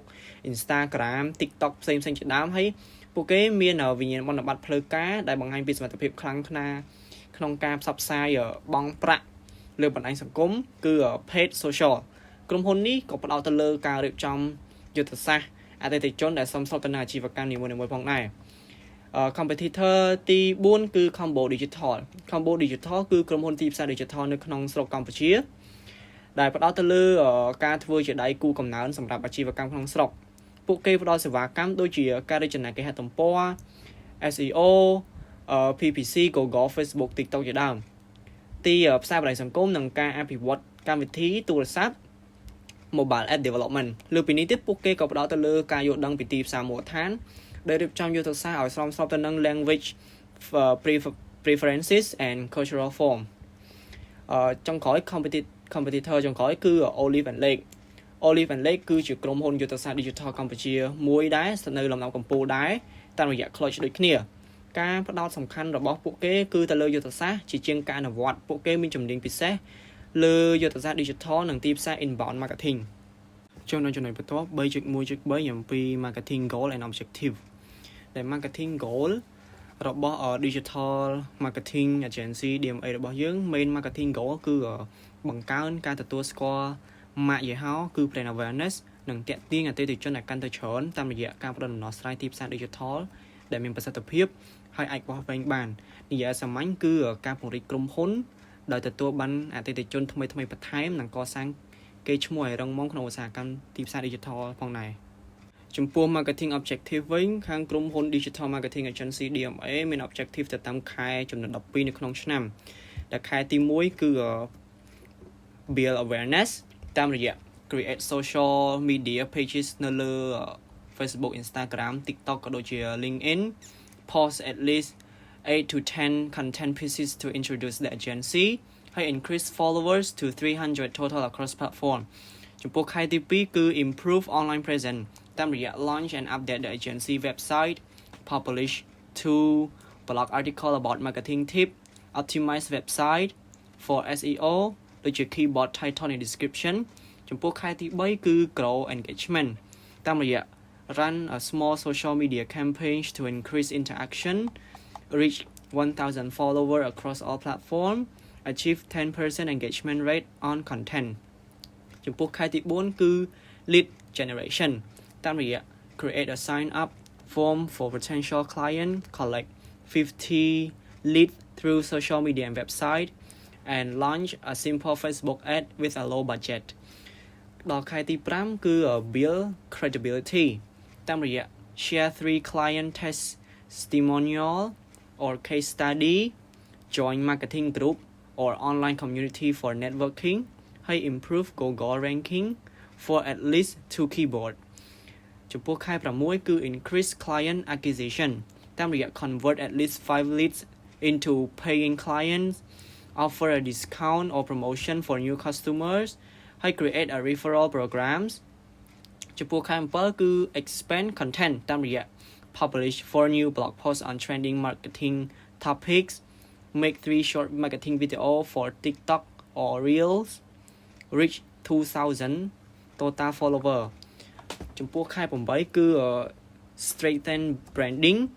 តាមរយៈការ design a new brand kit logo color និង template ensure all online platform use consistent branding improve website design based on feedback ចំពោះខែ9គឺមាន objective enhance client relationship តាមរយៈ send monthly newsletter to all clients and leads hold one free online workshop about digital marketing and achieve 90% client satisfaction rating ចំពោះខែ10គឺ business growth target 5 new business clients through outreach partner with influencer or content creators increase monthly revenue by 10% ចំពោះខែ11វិញគឺ performance improvement តាមរយៈ review all analytic traffic engagement ads ក៏ដូចជា adjust marketing strategy based on data ក៏ដូចជា improve ad performance by 15%ចំពោះខែចុងក្រោយប្រចាំឆ្នាំគឺmain objective year end summary and goal គឺ evaluate achievement of the whole year ក៏ដូចជា identify strength and weakness របស់ក្រុមហ៊ុននិង set goal for the next year អំពី brand growth ក៏ដូចជា new services និង revenue target ផងដែរដល់ចំណុចទី3.2 និយាយពី marketing and mix strategy mix strategy គឺសំដៅទៅលើ4P ដែល 3.2.1 និយាយអំពី product and service strategy 3.2.1.1 គឺនិយាយអំពី main product name ក៏ដូចជា product line នៅក្នុង digital marketing agency DMA គឺមាន main service ដូចជាទី1គឺ social media management ដែល functional benefit របស់ social media management គឺ increases online presence consistent posting and audience engagement enhances brand visibility ចំពោះ emotional benefit គឺ feel confident that their brand looks professional peace of mind from not having to manage account themselves main service ទី2គឺ content creation and graphic design functional benefit របស់ content creation and graphic design គឺ high quality visual and copy strengthen branding ក៏ដូចជា support make marketing campaigns ហើយ emotional benefit គឺ feel proud of attractive brand identity and build trust from customer main service ទី3គឺ digital advertising Facebook ads Google ads etc functional benefit គឺ increases traffic and sale target the right audience measurable ROI emotional benefit គឺ feel secure knowing budget is spent effectively excitement from seeing real result main service ទី4គឺ search engine optimization the functional benefit គឺ improve Google ranking increases organic traffic long term brand visibility high emotional benefit គឺ feels more competitive in the industry build long term confidence in business growth main service ទី5គឺ website development and maintenance functional benefit គឺ fast secure user friendly website 24/7 accessibility for customer and regular update on big bug fixes emotional benefit មានដូចជា peace of mind that their website is always working more trust in their digital presence main service ទី6គឺ marketing analytics and reporting functional benefit មានដូចជា data driven decision making clear insight into customer behavior ចំពោះ emotional benefit វិញគឺ feel in control of business growth and confident from understanding numbers main service របស់ digital marketing agency DMA ចុងក្រោយហ្នឹងគឺ training and consulting service ចំពោះ functional benefit មានដូចជា improve in-house marketing skill provides expert guidance and strategies help business owners make better decisions and emotional benefit មានដូចជា feels empower and knowledgeable reduce confusion about digital marketing ជាដើមចំពោះ 3.2.1.2 និយាយពី after sales support strategy គឺខាងក្រុមហ៊ុន digital marketing agency ប្រើ strategy ដូចជាទី1ហ្នឹងគឺ CRM follow up and performance review purpose វិញគឺ maintain relationship identify new needs high result វិញគឺ increases upselling opportunity strategy ទី2គឺ cross selling with add-on bundles purpose គឺ sell related service after main service high result គឺ higher revenue per customer strategy ទី3គឺ loyalty program and CRM membership purpose វិញគឺ stable recurring income and result stable recurring income ចូលមកដល់ចំណុច 3.2.1.3 អំពី customer expectation គឺក្រុមហ៊ុន digital marketing agency DMA របស់យើងបានផ្ដោតទៅលើចំណុចធំចំនួន5ដែលទី1ហ្នឹងគឺ conscious treatment គឺធានាថាអតិថិជនទទួលបានសេវាកម្មក៏ដូចជាការយកចិត្តទុកដាក់ការគោរពនិងវិជ្ជាជីវៈត្រឹមត្រូវពួកគេចង់មានអារម្មណ៍ថាត្រូវបានឲ្យតម្លៃមានសុវត្ថិភាពនិងត្រូវបានយល់ដឹងចំពោះមួយទៀតគឺ fix it right first time accuracy គឺអតិថិជនរំពឹងថាទទួលបានដំណោះស្រាយត្រឹមត្រូវមានគុណភាពខ្ពស់តាំងពីលើកដំបូងដែលពួកគេបានប្រើប្រាស់សេវាកម្មដែលគ្មានកំហុសកាលឡើងម្ដងហើយម្ដងទៀតនេះគឺអត្ថប្រយោជន៍ផ្នែកមុខងារគឺកាត់បន្ថយភាពលំបាក ចំណុចមួយទៀតគឺ finish by promise time អតិថិជនរំពឹងថាសេវាកម្មនឹងត្រូវបាន complete តាមពេលវេលាដែលបានប្រុងប្រៀបហើយក៏នេះក៏ជួយទៅដល់ភាពអាចទុកចិត្តបានក៏ដូចជាកាត់បន្ថយភាពតានតឹងផងដែរមួយទៀតគឺ competitive price អតិថិជនចង់បានតម្លៃសមរម្យមានភាពច្បាស់លាស់និងមានតម្លៃសមនឹងប្រាក់ដែលបានចំណាយវាជួយទៅដល់ការសន្សំចំណាយក៏ដូចជាមានការជឿជាក់ពីអតិថិជនផងដែរចុងក្រោយហ្នឹងគឺ fast responsiveness គឺអតិថិជនរំពឹងថានឹងទទួលបានការឆ្លើយតបយ៉ាងឆាប់រហ័សនិងការដោះស្រាយបញ្ហាឆាប់រហ័សមួយជាពិសេសនៅពេលមានបញ្ហាឬសំណួរផ្សេងហើយនេះវាជួយទៅដល់វាមានភាពងាយស្រួលក៏ដូចជាធ្វើឲ្យអតិថិជនអាចមានទំនុកចិត្តផងដែរចំពោះចំណុច 3.2.1.4 គឺយ៉ាងពី positioning strategy គឺក្រុមហ៊ុន Digital Marketing DMA មាន key selling point ចំនួន6ដែល key selling point ទី1គឺ one stop digital solution all 7 product and services integrated in one ecosystem ទី2 fast and responsive support multi-channel communication with quick response standard ទី3គឺ high accuracy and quality assurance fixed right first time process with QC checklist ទី4គឺ affordable and transparent pricing clear price list no hidden fees value focus bundle ទី5គឺ personalized customer core care CRM based follow up tailor service and human touch communication ចុងក្រោយគឺ reliable on time delivery promise based scheduling with real time progress update ហើយមួយទៀតគឺតកតងទៅនឹងpositioning strategy គឺ option A គឺ digital marketing agency DMA focus ទៅលើ professional and corporate គឺម៉ាកយីហោរបស់យើង digital marketing agency DMA ត្រូវបានដាក់កំណត់ជាអ្នកផ្ដល់សេវាកម្ម digital ដែលអាចទុកចិត្តបានផ្ដល់ទៅលើអតិថិជនក៏ដូចជាដោយផ្ដល់ដំណោះស្រាយមានល្បឿនលឿនត្រឹមត្រូវមានតម្លៃសមរម្យហើយយើងខុសប្លែកពីអ្នកដទៃតាមរយៈផលិតផលនិងសេវាកម្មដែលបញ្ចូលគ្នាយ៉ាងល្អតម្លៃច្បាស់លាស់និងការគ្រប់គ្រងបន្ទាប់ពីការលក់ឆ្លើយតបយ៉ាងស្ថិរភាពដើម្បីកសាងទំនុកចិត្តតាមរយៈពេលមួយវែងជាមួយនឹងអតិថិជនចំពោះ option B គឺយើងមានបំណងខ្លាចជាដៃគូសេវាកម្ម digital ដែលមានការឆ្លើយតបយ៉ាងរហ័សអាចទុកចិត្តបានបំផុតដោយផ្ដល់ដំណោះស្រាយយ៉ាងពេញលេញនៅក្នុងតម្លៃសមរម្យហើយការផ្ដល់សំខាន់របស់ Digital Marketing Agency DMA គឺលើភាពត្រឹមត្រូវយកចិត្តទុកដាក់បាននឹងបំពេញការងារតាមពេលវេលាដើម្បីធ្វើឲ្យបទពិសោធន៍របស់អតិថិជនរៀងរាល់គ្នារលូនចំពោះកន្លែងនេះគឺជាការប្រៀបធៀបដែលទី1ហ្នឹងគឺ responsiveness vs pricing គឺ competitor A fast but expensive competitor B slow but affordable competitor C slow but inexpensive ចំណែកឯ digital marketing agency DMA វិញ high responsiveness ហើយ transparent pricing ទៀតហើយមួយទៀតហ្នឹងគឺប្រៀបធៀប service quality ជាមួយនឹង product variety competitor A high service quality limited product variety competitor B low service quality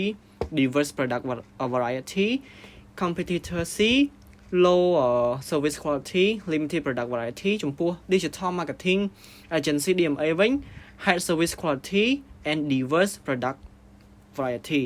ចូលមកដល់ចំណុច 3.2.1.5 គឺ estimated cost sale and profit របស់ digital marketing agency DMA ដែល main product ទី1គឺ social media management unit price $300 cost $120 ហើយ gross profit 60% main product ទី2 content creation and graphic design unit price $150 per set unit cost $60 unit gross profit 60% main product ទី3គឺ digital advertising តាម Facebook Google and TikTok ads unit price $500 management fee unit cost $200 ហើយ unit gross profit 60%ដែរ main product ទី4គឺ search engine optimization price unit $400 per month unit cost $150 and gross profit $62.5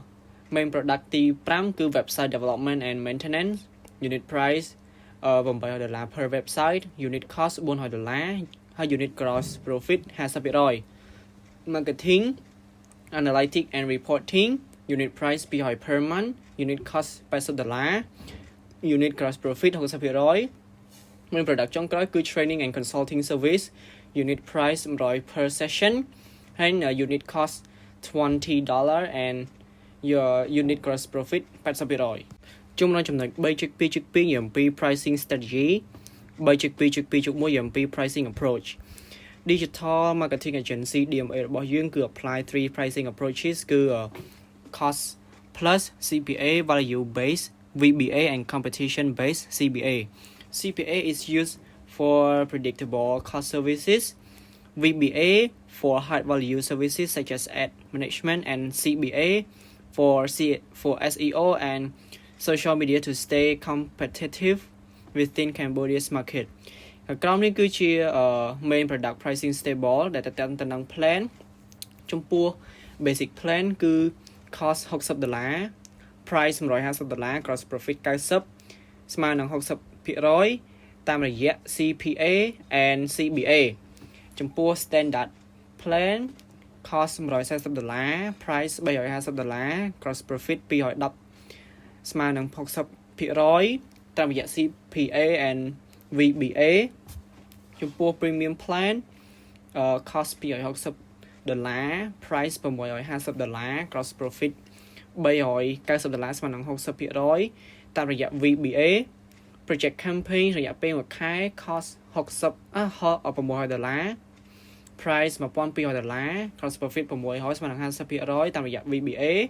project campaign រយៈពេល3ខែ cost $1500 price $3000 profit $1500ស្មើនឹង 50% តាមរយៈ VBA ដូចគ្នានេះគឺជាតារាងដែលនិយាយអំពី cross sell product pricing table and after sale service pricing table របស់ digital marketing agency DMA តែតារាងទី1 cross sell product pricing table cross product ទី1គឺ website development ចំណាយ400តម្លៃ800ចំណេញ400ស្មើនឹង 50% តាមរយៈ CPA និង CBA ទី2គឺ training workshop ចំណាយ50តម្លៃ200ចំណេញ150ស្មើនឹង 75% តាមរយៈ VBA cross product ទី3គឺ marketplace listing setup ចំណាយ20តម្លៃ100ចំណេញ80ហើយស្មើនឹង 80% តាមរយៈ CPA ចំពោះ after sale service pricing table វិញ after sale service ទី1គឺ maintenance and update ចំណាយ10តម្លៃ50ចំណេញ40ស្មើនឹង 80% តាមរយៈ CPA ទី2គឺ retargeting campaign ចំណាយ60តម្លៃ150ចំណេញ90ស្មើនឹង 60% តាមរយៈ VBA ទី3គឺ support retainer ចំណាយ100តម្លៃ300ចំណេញ200គឺស្មើនឹង 66% តាមរយៈ VBA ចូលមកដល់ចំណុច 3.2.3 គឺ channel place distribution strategy to ensure customer satisfaction digital marketing agency DMA must fulfill these three conditions the condition ទី1គឺ easy and convenient to work with ទី2 deliver high quality marketing services ទី3គឺ be reliable and available when client need support ចំពោះ easy and convenient to work with simple onboarding process through online channel such as Facebook, Instagram, website, email fast response time in inquiries and clear communication about services transparent pricing packages and easy to understand proposal flexible meeting schedule online physical to fit client availability ចំពោះទី2គឺ deliver high quality marketing services follow strict quality standard for content creation design and social media management use data-driven strategies and conduct regular performance monitoring maintain updated tools and software ensure consistent brand identity and accuracy across all client platforms provide clear reporting with insight and recommendations ចំពោះទី3 be reliable and available when client needs support maintain a clear work schedule with guaranteed response windows offer support channel ដូចជាតាម Messenger Telegram email phone for quick assistance use project management and ticketing system to track ongoing tasks ensure backup staff availability during peak workloads or staff absences, and provide timely delivery of post, ad design and campaign update ចំពោះចំណុច3.2.1 អំពី channel and distribution strategy ក្រុមហ៊ុន digital marketing agency DMA បាន distribution ដូចជាតាមរយៈទី1គឺតាមរយៈ online presence client acquisition platform ដូចជា Facebook page Instagram page TikTok LinkedIn business page ក៏ដូចជានៅលើ official website service packages ជាដើមទី2គឺតាមរយៈ messaging and communication platform ដូចជា Telegram Messenger WhatsApp email support Zoom and Google Meet ទី3តាមរយៈ partnership channel ដូចជា influencer content creators local SME and startup community co-working spaces and business hubs ទី4គឺ service delivery platform Facebook business manager Google Ads manager TikTok Ads manager Canvas Adobe Suite project management tool ហើយចុងក្រោយគឺ potential future channel គឺមានដូចជា partnership with education training centers collaboration with agencies ដូចជា PR firm production companies ក៏នឹងចុងក្រោយគឺ regional expansion to Battambang Siem Reap and Kampong Cham provinces ចូលមកដល់ចំណុច 3.2.2 how our product remains good quality in customer hand ហើយចំណុចទី1គឺ service delivery process digital transportation គឺខាង digital marketing agency DMA យើង use secure digital delivery platform ដូចជា Google Drive Notion email cloud folders to send file safely ensure all final file design video reports are high resolution properly labeled and easy for clients to download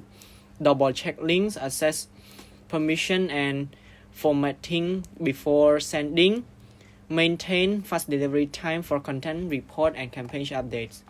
មួយវិញទៀតគឺ campaign and asset storage digital warehouse store all client materials in organized cloud folder for easy access such as Notion Google Drive Dropbox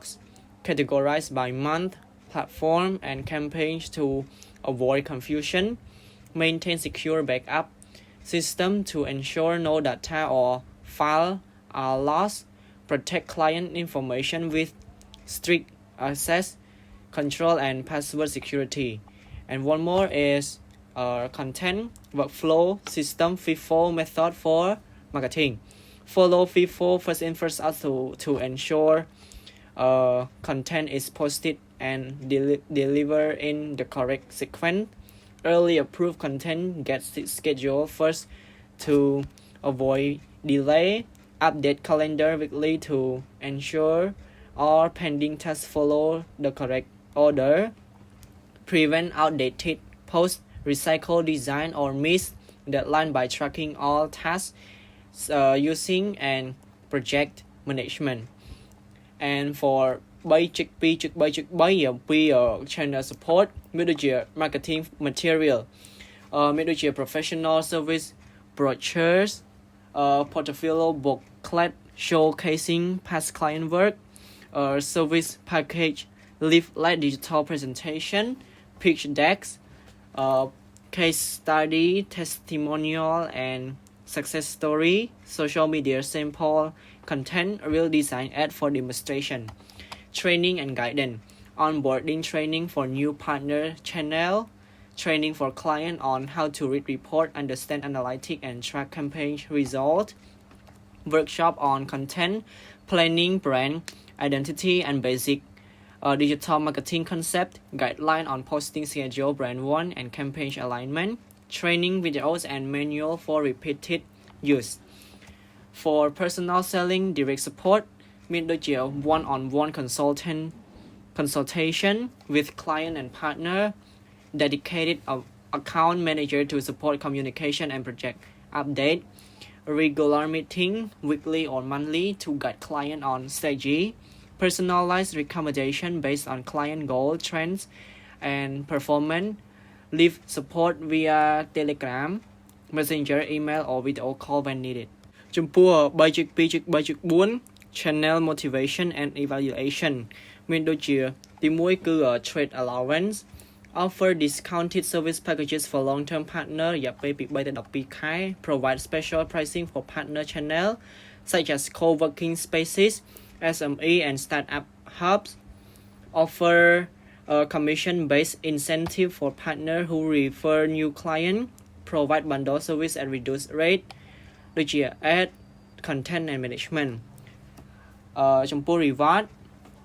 performance-based bonuses for partner who consistently bring new clients special appreciation gift such as digital tool success branded merchandise premium template priority support and faster service delivery for top performance partners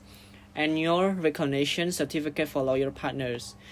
for contest a referral contest for partner highest client referral win prizes social media collaboration contest to boost brand co-promotion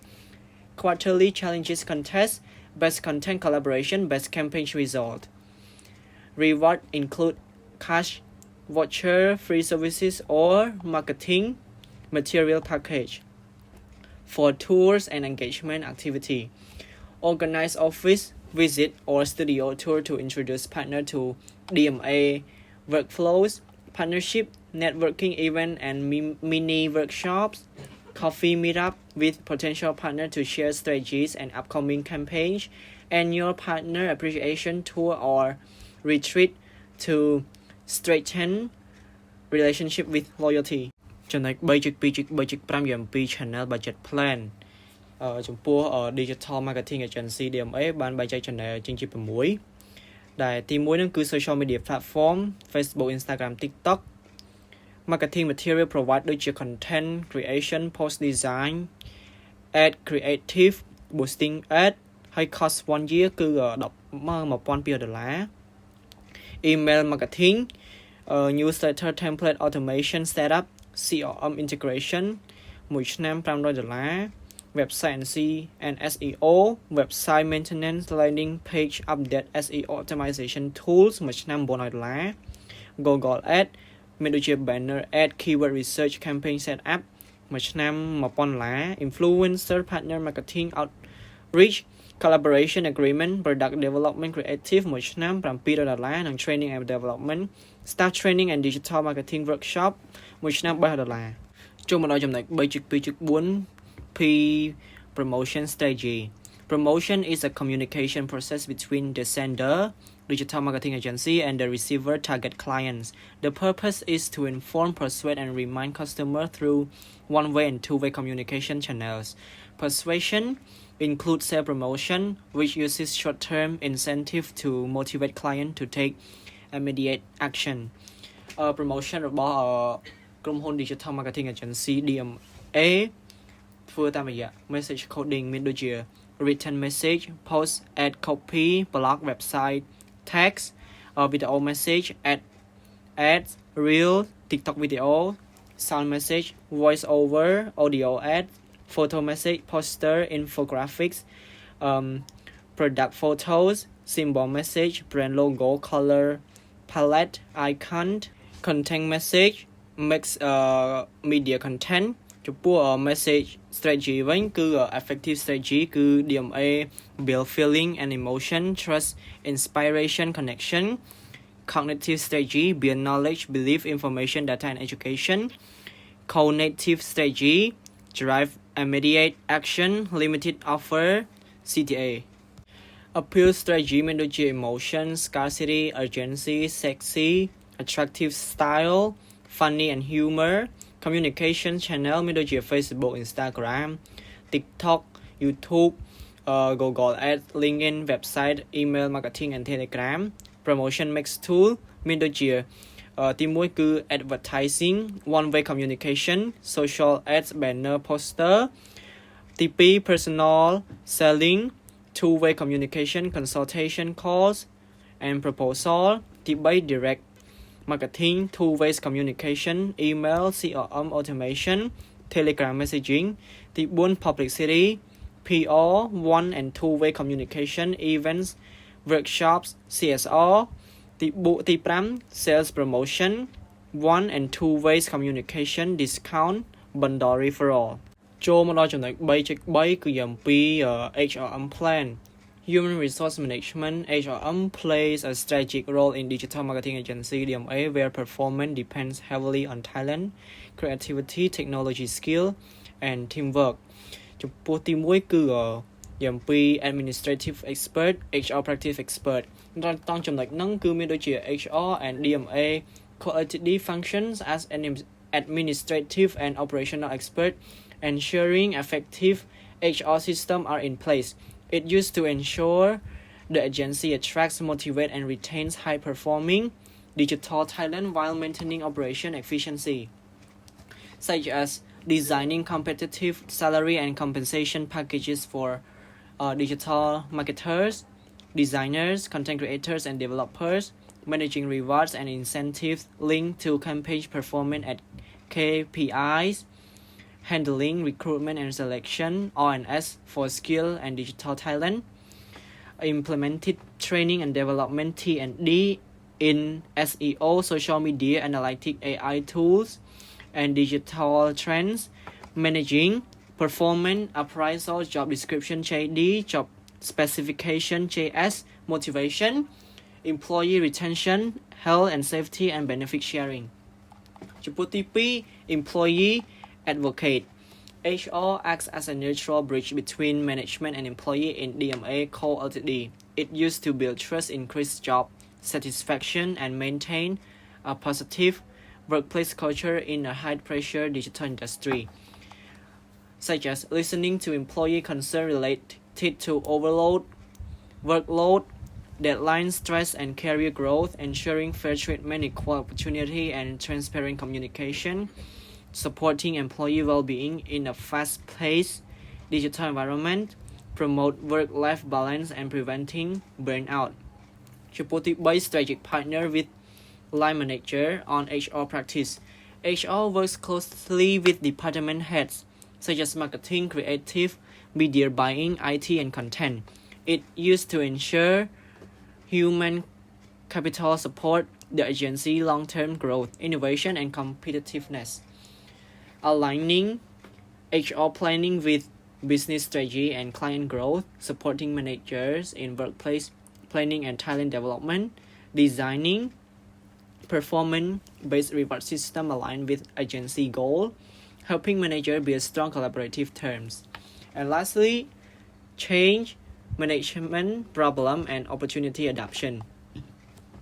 HR helped DMA Co. Ltd. adapt to continue change in technology and market condition. The purpose is to turn challenges into opportunity and keep the agency agile and future ready. Managing change due to new digital tools, AI automation, and platform. Prepare employee for industry, political, and economic changes. Upskilling staff to remain competitive in the digital marketing landscape. Supporting organizational restructuring when needed. នេះគឺជា slide ដែលខ្ញុំពី job analysis ក៏ដូចជា job description and job specification ចំណុចបន្ទាប់ 3.4 យើងពី financial plan ជាមួយនឹង chapter ទី 4 មកពេលខ្ញុំនឹងបកស្រាយបន្ត 3.4 យើងនិយាយតទៅជាមួយនឹង financial plan គឺតទៅជាមួយនឹងហិរញ្ញវត្ថុផែនការហិរញ្ញវត្ថុនៅក្នុងក្រុមហ៊ុននៅ DMA សម្រាប់ start up cost នៅ DMA គឺ11000 ដែលយើងមាន owner investment 8000យើងមាន4 investor អញ្ចឹងមានន័យថា investor ម្នាក់គឺគាត់ invest $2000 ហើយនឹងយើងមាន bank loan $3000 ជាមួយនឹង fixed cost ដែល fixed startup cost ហ្នឹងគឺ11000តែម្ដងហើយជាមួយនឹង fixed cost គឺ monthly operation ហ្នឹងគឺមួយខែគឺ$4107ហើយនេះគឺជា balance sheet ដែលនៅក្នុង DMA គឺមានទាំង asset មានជាមួយនឹង liability ជាមួយនឹង owner equity អញ្ចឹង cash គឺយើងមានជាមួយនឹង $3,200 equipment បើយើង total មាន $3,000 furniture មាន $1,200 website and branding គឺយើងធ្វើទៅលើធ្វើ website branding ហ្នឹងគឺ $1,300 ជាមួយនឹង software license គឺ $2,300 អញ្ចឹង total asset របស់យើងគឺ $11,000 ជាមួយនឹង liability របស់យើងជាមួយនឹង owner equity ហ្នឹងគឺយើងមាន bank loan 3,000ជាមួយនឹង owner equity គឺ$8,000 ថែដូចគ្នាអញ្ចឹងនេះគឺជា balance sheet របស់ DMA ហើយជាចុងក្រោយគឺ income statement គឺ revenue នៅក្នុងខែ12 2025គឺយើងទទួលបាន net sale $10,000 ហើយយើងដកជាមួយនឹង expand ដែល expand ជាមួយ operation $1,000 ជាមួយនឹង fixed cost ដែលយើងបានបង្ហាញមុនហ្នឹងជាដែលយើងការចំណាយយើងជាប្រចាំខែហ្នឹងគឺ$4,107 ដែលយើងបូកជាមួយនឹង salary បូកជាមួយនឹង operation ការធ្វើទីផ្សារ marketing អីផ្សេងៗនៅក្នុងfixed cost ដែលខ្ញុំ total មកតែម្ដងអញ្ចឹង income statement នៅក្នុងខែ12ហ្នឹងគឺ$4,892ដែលជា income តែយើងអត់តមក include tax នៅក្នុងហ្នឹងឯងអញ្ចឹងនេះគឺជាតកតងជាមួយនឹង financial statement financial plan របស់ពួកយើងដែលយើងមានតកតងជាមួយនឹង budget ផ្សេងហើយដែលនៅក្នុងការចំណាយផងដែរដែលយើងមានការចំណាយយើងមានតកតងជាមួយនឹង budget តកតងជាមួយនឹង operation តកតងជាមួយនឹង balance sheet អីផ្សេងគឺយើងមាន budget ត្រឹមត្រូវដូចគ្នានៅក្នុងការ operation ទៅលើ business DMA មួយនេះផងដែរចូលមកដល់ part ទី4នេះដែលយើងនិយាយតកតងជាមួយនឹង strategic implementation ដែលយើងនឹងនិយាយពី operation នៅក្នុង business របស់ DMA នឹងផ្ទាល់តែម្ដងអញ្ចឹងដើម្បីងាយស្រួលនៅក្នុងការ control data ដើម្បីយើងធ្វើការវិភាគទៅលើ result ដើម្បីយើងធ្វើការ analyze ដើម្បីយើងធ្វើការមើលទៅលើ operation ដំណើរការរបស់អាជីវកម្ម business នៅ DMA ពួកយើងត្រូវការ report អំពី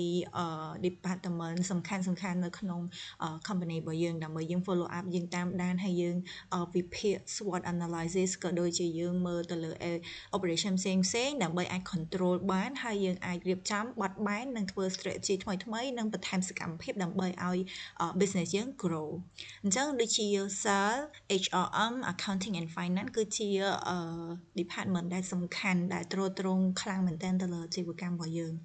អញ្ចឹងនៅក្នុង DMA ជាក់ស្ដែងគឺយើងមានយើង follow ទៅតាម board structure របស់ management គឺទី1គឺយើងមាន planning ដែលចេញអំពី manager ឬក៏ CEO មកហើយយើងមាន organizing យើងមាន leading and controlling ដែលយើងធ្វើការអនុវត្តបែបនេះទៅតាម staff នីមួយៗហើយទៅតាម level នៃ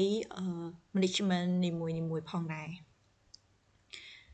អញ្ចឹងឥឡូវយើងចូលមើល report តកតងជាមួយនឹង department របស់ sale ជាទូទៅនៅក្នុង department របស់ sale ពួកយើងចង់ដឹងតកតងជាមួយនឹង report នៃការលក់ប្រចាំថ្ងៃរបស់ពួកគាត់តើ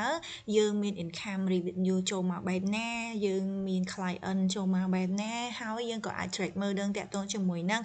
មួយខែយើងមាន client ណាយើងមានទិន្នន័យ client រួចជាស្រេចនៃការលក់តែម្ដងហើយយើងអាចតាមដានថាការលក់របស់យើងដល់ណាហើយវាជិតដល់ target ដែលយើងបានplan ទុកនៅហើយវាខុសពី target បែបណាយើងត្រូវការ increase sale បែបណា how to increase sale how to ស្វែងរកអតិថិជនដើម្បីធ្វើឲ្យយើងអាចរកអតិថិជនរក revenue បានឲ្យដល់ target ដែលយើងធ្វើអញ្ចឹងពួកខ្ញុំមានតកតងជាមួយនឹង date នេះគឺយើងដាក់ថ្ងៃទីដែលយើងទទួលបាន client ដែលយើង finish job work មួយគាត់យើងអូខេឧទាហរណ៍ថាយើងមាន client project របស់ IBUT revenue របស់យើងដែលយើង spend ទទួលបានពី IBUT ហ្នឹងគឺ$5អញ្ចឹងយើងមាន target នេះដែលយើងដាក់ជា target ប្រចាំថ្ងៃដែលយើងត្រូវធ្វើម៉េចរកបាន7ថ្ងៃ100ហើយ$500ឬក៏ថ្ងៃខ្លះយើងអត់បានយើងត្រូវតែបូកសងធ្វើម៉េចដើម្បីជា minimum គឺបានប៉ុណ្ណឹងហ្មងដើម្បីយើងបានដល់ target ហើយ scope work ដែលយើងធ្វើជាមួយនឹង IBUT ហ្នឹងគឺយើងធ្វើទៅលើ video and photo shooting ហើយ feedback ហើយនឹង note ផ្សេងៗដែលយើងបានពីអតិថិជនអញ្ចឹងសារគឺជាអ្នក direct លុបជាមួយនឹងអតិថិជនដោយផ្ទាល់ so ពួកគាត់នឹងមានតំណែង connection ជាមួយនឹងភ្ញៀវដើម្បីឲ្យគាត់អាចទទួលបានអតិថិជនហើយគាត់នឹងទទួលបានព័ត៌មានថាតើគាត់ work ជាមួយនឹងអតិថិជនទៅលើ project អ្វីហើយនៅ project បន្តទៀតតើគាត់គួរធ្វើបែបណាដើម្បីឲ្យ gain អតិថិជនហ្នឹងគាត់ត្រឡប់មកធ្វើជាមួយនឹងយើងបន្តទៀតនឹងធ្វើបែបណាដើម្បីយើងអាចតាក់ទាញអតិថិជននឹងបានហើយយក strategy ដែលយើងតាក់ទាញអតិថិជនហ្នឹងដើម្បី apply ជាមួយនឹង new customer Hai department បន្តគឺតកតងជាមួយនឹង admin and HR department report អញ្ចឹង HR department report នេះគឺយើងមានតកតងជាមួយនឹងការមើលទៅលើធនធានមនុស្ស resource របស់យើងនៅក្នុង internal តែម្ដងគឺតកតងជាមួយនឹង HR KPI HR KPI នេះយើងអាចនិយាយបានថាតកតងជាមួយនឹង key performance របស់ employer របស់បុគ្គលិកនៅក្នុងក្រុមហ៊ុនបែបហ្នឹងឬក៏តើ time pin department ចឹងទៅអញ្ចឹងតកតងជាមួយនឹងទី1ទៅលើ team creative ដែលយើងហៅថា team design អីហ្នឹងគឺទៅលើ KPI គាត់ on time delivery of content តើគាត់ចេញ content ចេញអីឲ្យអតិថិជនឲ្យ client ហ្នឹងវា on time កម្រិតណាហើយ target គាត់ហ្នឹងប្រហែលភាគរយដែលគាត់ expect ខាង actual ដែរប្រហែលដែរហើយ achieve ទៅលើឲ្យអតិថិជនពេញចិត្តនឹងកម្រិតណាដែរហើយ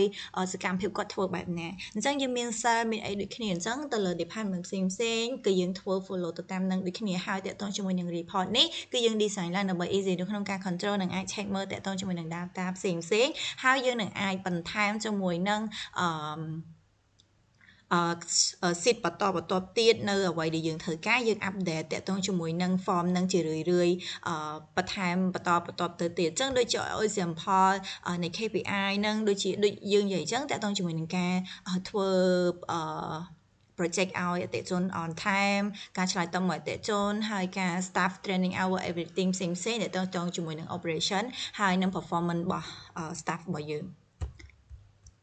បន្តមកតបនេះយើងនៅក្នុង admin HR ដដែលប៉ុន្តែយើងតាក់ទងជាមួយនឹង inventory and asset license register អញ្ចឹងគាត់ក៏ជាអ្នកដែលគាត់ត្រាទុកតាក់ទងជាមួយនឹង asset របស់យើងដែលមាននៅក្នុង company យើងផងដែរមានដូចជាឥឡូវយើងធ្វើការទៅលើ design ទៅលើ creative team យើងមានជាមួយនឹង Adobe ដែលយើងប្រើនៅក្នុង computer មាន Photoshop មាន Adobe អីគេផ្សេងអញ្ចឹងទៅអញ្ចឹងយើងត្រូវទិញ license ដើម្បីយើងអាចធ្វើ project ហ្នឹងវាបានច្រើនហើយតកតងជាមួយនឹង cost របស់បានហើយ status អីគេខ្លះគឺយើងត្រូវ report បែបហ្នឹងដើម្បីយើងអាចតាមដានទិន្នន័យ asset របស់យើងហើយនឹងការចំណាយរបស់យើងនៅក្នុងការធ្វើដូចគ្នា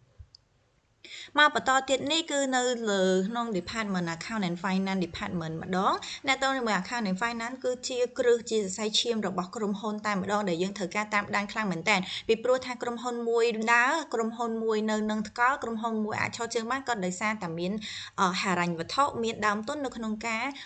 ទប់លំនឹងដូចគ្នាហើយអញ្ចឹងយើងត្រូវតាមដានខ្លាំងមែនតើថា revenue របស់យើងវាទៅតាម plan អត់ហើយ actual របស់យើងការចំណាយរបស់យើងហើយយើងចំណេញដែរឬក៏អត់ទៅលើ project មួយហ្នឹង business មួយហ្នឹងបើយើងធ្វើអត់ចំណេញទេតែយើងគួរធ្វើបែបណាដើម្បី increase ឲ្យវាចំណេញវិញដើម្បី report ទៅលើដើម្បីគាត់អាចធ្វើ strategy ថ្មីបន្ថែមទៀតដើម្បីឲ្យពួកគាត់អាចតាមដានទិន្នន័យបានថាការលក់របស់យើងធ្លាក់ចុះឡើងឬក៏យ៉ាងណាដែរហើយចំណេញឬក៏ខាតអញ្ចឹងតើតើជាមួយនឹង category នៃ profit នេះយើងមានជាមួយនឹង revenue យើងមានជាមួយនឹង span gross profit OPEX ហើយយើងមាន plan មានអីជាក់ស្ដែងអញ្ចឹងទៅក្នុងការចំណាយ revenue យើងអាចថាprofit នេះគឺយើងធ្វើជារៀងរាល់មួយខែម្ដងដើម្បីយើងអាចថាបិទបញ្ជីក្នុងមួយខែហ្នឹងយើងចំណេញឬក៏ខាតដែរហើយយើងចំណាយទៅលើអីគេខ្លះតើចំណាយរបស់យើងកើនឡើងជាងមុនដូចអ្វីដែលយើងរំពឹងទុកឬក៏អត់ឬក៏យ៉ាងណាដែរអញ្ចឹងណាអញ្ចឹងយើងត្រូវតែមាននៅក្នុងនឹងដូចគ្នាតើតើមួយ revenue អីផ្សេងៗហ្នឹងយើង report ដើម្បីយើងអាចដឹងថាតើក្នុងរយៈពេលមួយខែហ្នឹងយើងចំណេញឬក៏ខាតហើយយើងអាច analyze យើងអាចមើលទិន្នន័យហ្នឹងដើម្បីធ្វើផ្សេងបានហើយតើតើជាមួយនឹងអានឹងដូចគ្នាគឺអាចនិយាយបានថាយើងមានការពិនិត្យពីលើហើយជំរុញមានន័យថាពេលយើងធ្វើអីហើយទៅយើងនឹងរុញវាទៅលើ manager ហើយយើងនឹងទៅដល់ CEO ដើម្បីគាត់អាច track និង check បន្ថែមទៀតនៅ account and finance ដដែលប៉ុន្តែនៅក្នុង account and finance អ្នកទាំងគ្នាពិតជាដឹងស្រាប់ហើយគឺវាមាននៅក្នុងpoint ទូចច្រើនមែនតើមិនត្រឹមតែ payroll មិនត្រឹមតែ income មិនត្រឹមតែអីយើងត្រូវកត់ត្រាតទៅជាមួយនឹង cash flow summary ដូចគ្នាអញ្ចឹង cash flow ហ្នឹងមានថាលុយចេញលុយចូលអីអញ្ចឹងទៅអញ្ចឹងតទៅជាមួយនឹង operation balance ហើយមាន inflow មាន outflow មាន closing balance and cash runway អញ្ចឹងយើងអាចថាមាន inflow មាន outflow ហើយយើងមានតទៅជាមួយនឹងយើងបិទបញ្ជីហ្នឹងចង់ក្រោយអីបែបណាអញ្ចឹងទៅចឹងដូចអ្នកនរគ្នាបានឃើញនៅក្នុងតារាងនេះជាក់ស្ដែងអញ្ចឹងមាន AR aging មាន client មាន currency អីដើម្បីយើងអាច track មើលតទៅជាមួយនឹងaction ផ្សេងចាអញ្ចឹងមាន budget actual monthly ដូចគ្នាដែលយើងមាន budget ទៅលើការចំណាយទៅលើការអីមួយ equipment ការ prepare ការ repair ការជួសជុលការទិញថ្មីឬក៏ការអីនៅពេលដែលក្រុមហ៊ុនធ្វើការចំណាយអញ្ចឹងជាសរុបមកវិញ ចឹង include មកដូចអ្នកទាំងគ្នាបានឃើញអញ្ចឹងតើតោះជាមួយនឹងreport នីមួយៗហ្នឹងគឺយើងមានការមើលទៅការ track នឹងទូនីតិរបស់គាត់ផ្សេងគ្នាដែលយើងមកមើលជាចុងក្រោយមួយទៀតអញ្ចឹងតើតោះជាមួយនឹង CEO គាត់គឺជា top នៃ management structure ហើយអញ្ចឹងគាត់តែងតែ review តើតោះជាមួយនឹង monthly and ពាក់កណ្ដាលខែ summary ដើម្បីអាចដឹងថាតើយើងត្រូវ post បែបណាគាត់ត្រូវមាន strategy បែបណាដើម្បីតម្លាក់ទៅឲ្យខាង manager ដើម្បីគាត់ជាអ្នកដែលមើលពីលើគាត់ជាអ្នកដែលរៀបចំយុទ្ធសាស្ត្រផែនការដើម្បីឲ្យក្រុមហ៊ុនហ្នឹងគឺដើរហើយនឹងអាចជួសជុលនៅកន្លែងដែលយើង error ហើយសម្រាប់ sales manager គឺគាត់ត្រូវតា prepare monthly report ហ្នឹងហើយនឹងមើល performance check ទៅលើ team sale របស់គាត់នឹងអនុវត្តទៅរកភ្ញៀវបែបណាមាន strategy តាក់ទងជាមួយនឹង sale ថាតនន័យរបស់គាត់ report របស់គាត់ការ follow up មួយភ្ញៀវការតាក់ទងមួយភ្ញៀវបែបណាដែរដើម្បីឲ្យការលក់របស់គាត់នឹងថេរហើយមាន report ឲ្យទៅថ្នាក់លើហើយតាក់ទងជាមួយនឹង sale team សម្រាប់ sales team គឺជាអ្នកដែលអនុវត្តដែរអញ្ចឹងគាត់ត្រូវតែ submit weekly ឬក៏ daily report ការ call ទៅភ្ញៀវ report ដែលគាត់ទៅសួរភ្ញៀវអីភ្ញៀវហ្នឹងក៏ត្រូវមានដូចគ្នាប៉ុន្តែខ្ញុំបានបង្ហាញ report ហ្នឹងហើយប៉ុន្តែអាហ្នឹងគឺជាអ្វីដែលគាត់ត្រូវតែឲ្យទៅខាង manager sales manager ដើម្បីឲ្យពួកគាត់អាច track ហើយនឹងមើលទៅលើ performance ការងាររបស់គាត់ហើយ admin HR ហ្នឹងគឺ department មួយដែលវានៅកណ្ដាលដូចគ្នាគាត់ត្រូវតែ submit តទៅជាមួយនឹង KPI performance របស់អតិថិជនរបស់staff ទាំងអស់ដើម្បីអាចបានយើងមើលពី performance អាចរុញទៅខាង finance គាត់ធ្វើការអូខេឡើងប្រាក់ខែមាន bonus មានអីចឹងទៅហើយ inventory ដូចគ្នាដើម្បីគាត់ដឹងពី inventory នៅក្នុង company operation report accounting and finance manager គឺគាត់ prepare ហើយតែងតែ prepare តទៅជាមួយនឹង finance តទៅជាមួយនឹងលុយ prepare តទៅជាមួយនឹង profit loss cash flow account revenue account payable budget and actual ផ្សេងហ្នឹងគឺត្រូវតែreport ទៅឲ្យថ្នាក់លើដើម្បីគាត់អាចធ្វើការ check បានអញ្ចឹងនេះគឺជាសកម្មភាពនឹង report ហើយនឹងតួនាទីរបស់ពួកគាត់នៅក្នុងការ apply ធ្វើនៅក្នុង DMAចឹងជាចុងក្រោយត្រឡប់មកចុងក្រោយវិញគឺសរុបឡើងមកវិញ DMA គឺជា marketing agency មួយដែលយើងផ្ដល់នៅ service ហើយជួយឲ្យក្រុមហ៊ុន grow តាមរយៈជ្រៀតចូលទៅក្នុង market ថ្មីជាមួយនឹង digital marketing ព្រោះអ្នកទាំងអស់គ្នាដឹងស្រាប់ហើយបច្ចុប្បន្នគឺយើងធ្វើទៅលើ digital marketing ច្រើនជាង traditional marketing ហើយ operation របស់យើងគឺយើងមាន lead ដោយ team ជាមួយយើងដែលមាន creative strategy Gen Z ដែលពួកយើងមានការរៀបចំយុទ្ធសាស្ត្រទីផ្សារយើងមានការរៀបចំជាមួយនឹង team យើងបានល្អហើយយើងមានជាមួយនឹងការ run business តាម flow តាម work ផ្សេង structure ផ្សេងបានល្អខ្លាំងមែនតើដែលយើងអាចថារៀបទៅតាមទូនីតិនិងជំនាញរបស់មនុស្សម្នាក់ដែលគាត់ចូលមក team ជាមួយនឹង DMA ហើយជាចុងក្រោយក៏សូមអរគុណទៅដល់លោកគ្រូក៏ដូចជាមិត្តភ័ក្តិទាំងអស់គ្នាសម្រាប់ការតាមដានវីដេអូនិងការចែករំលែកអំពី business DMA agency របស់ខាង team របស់ពួកខ្ញុំសូមអរគុណ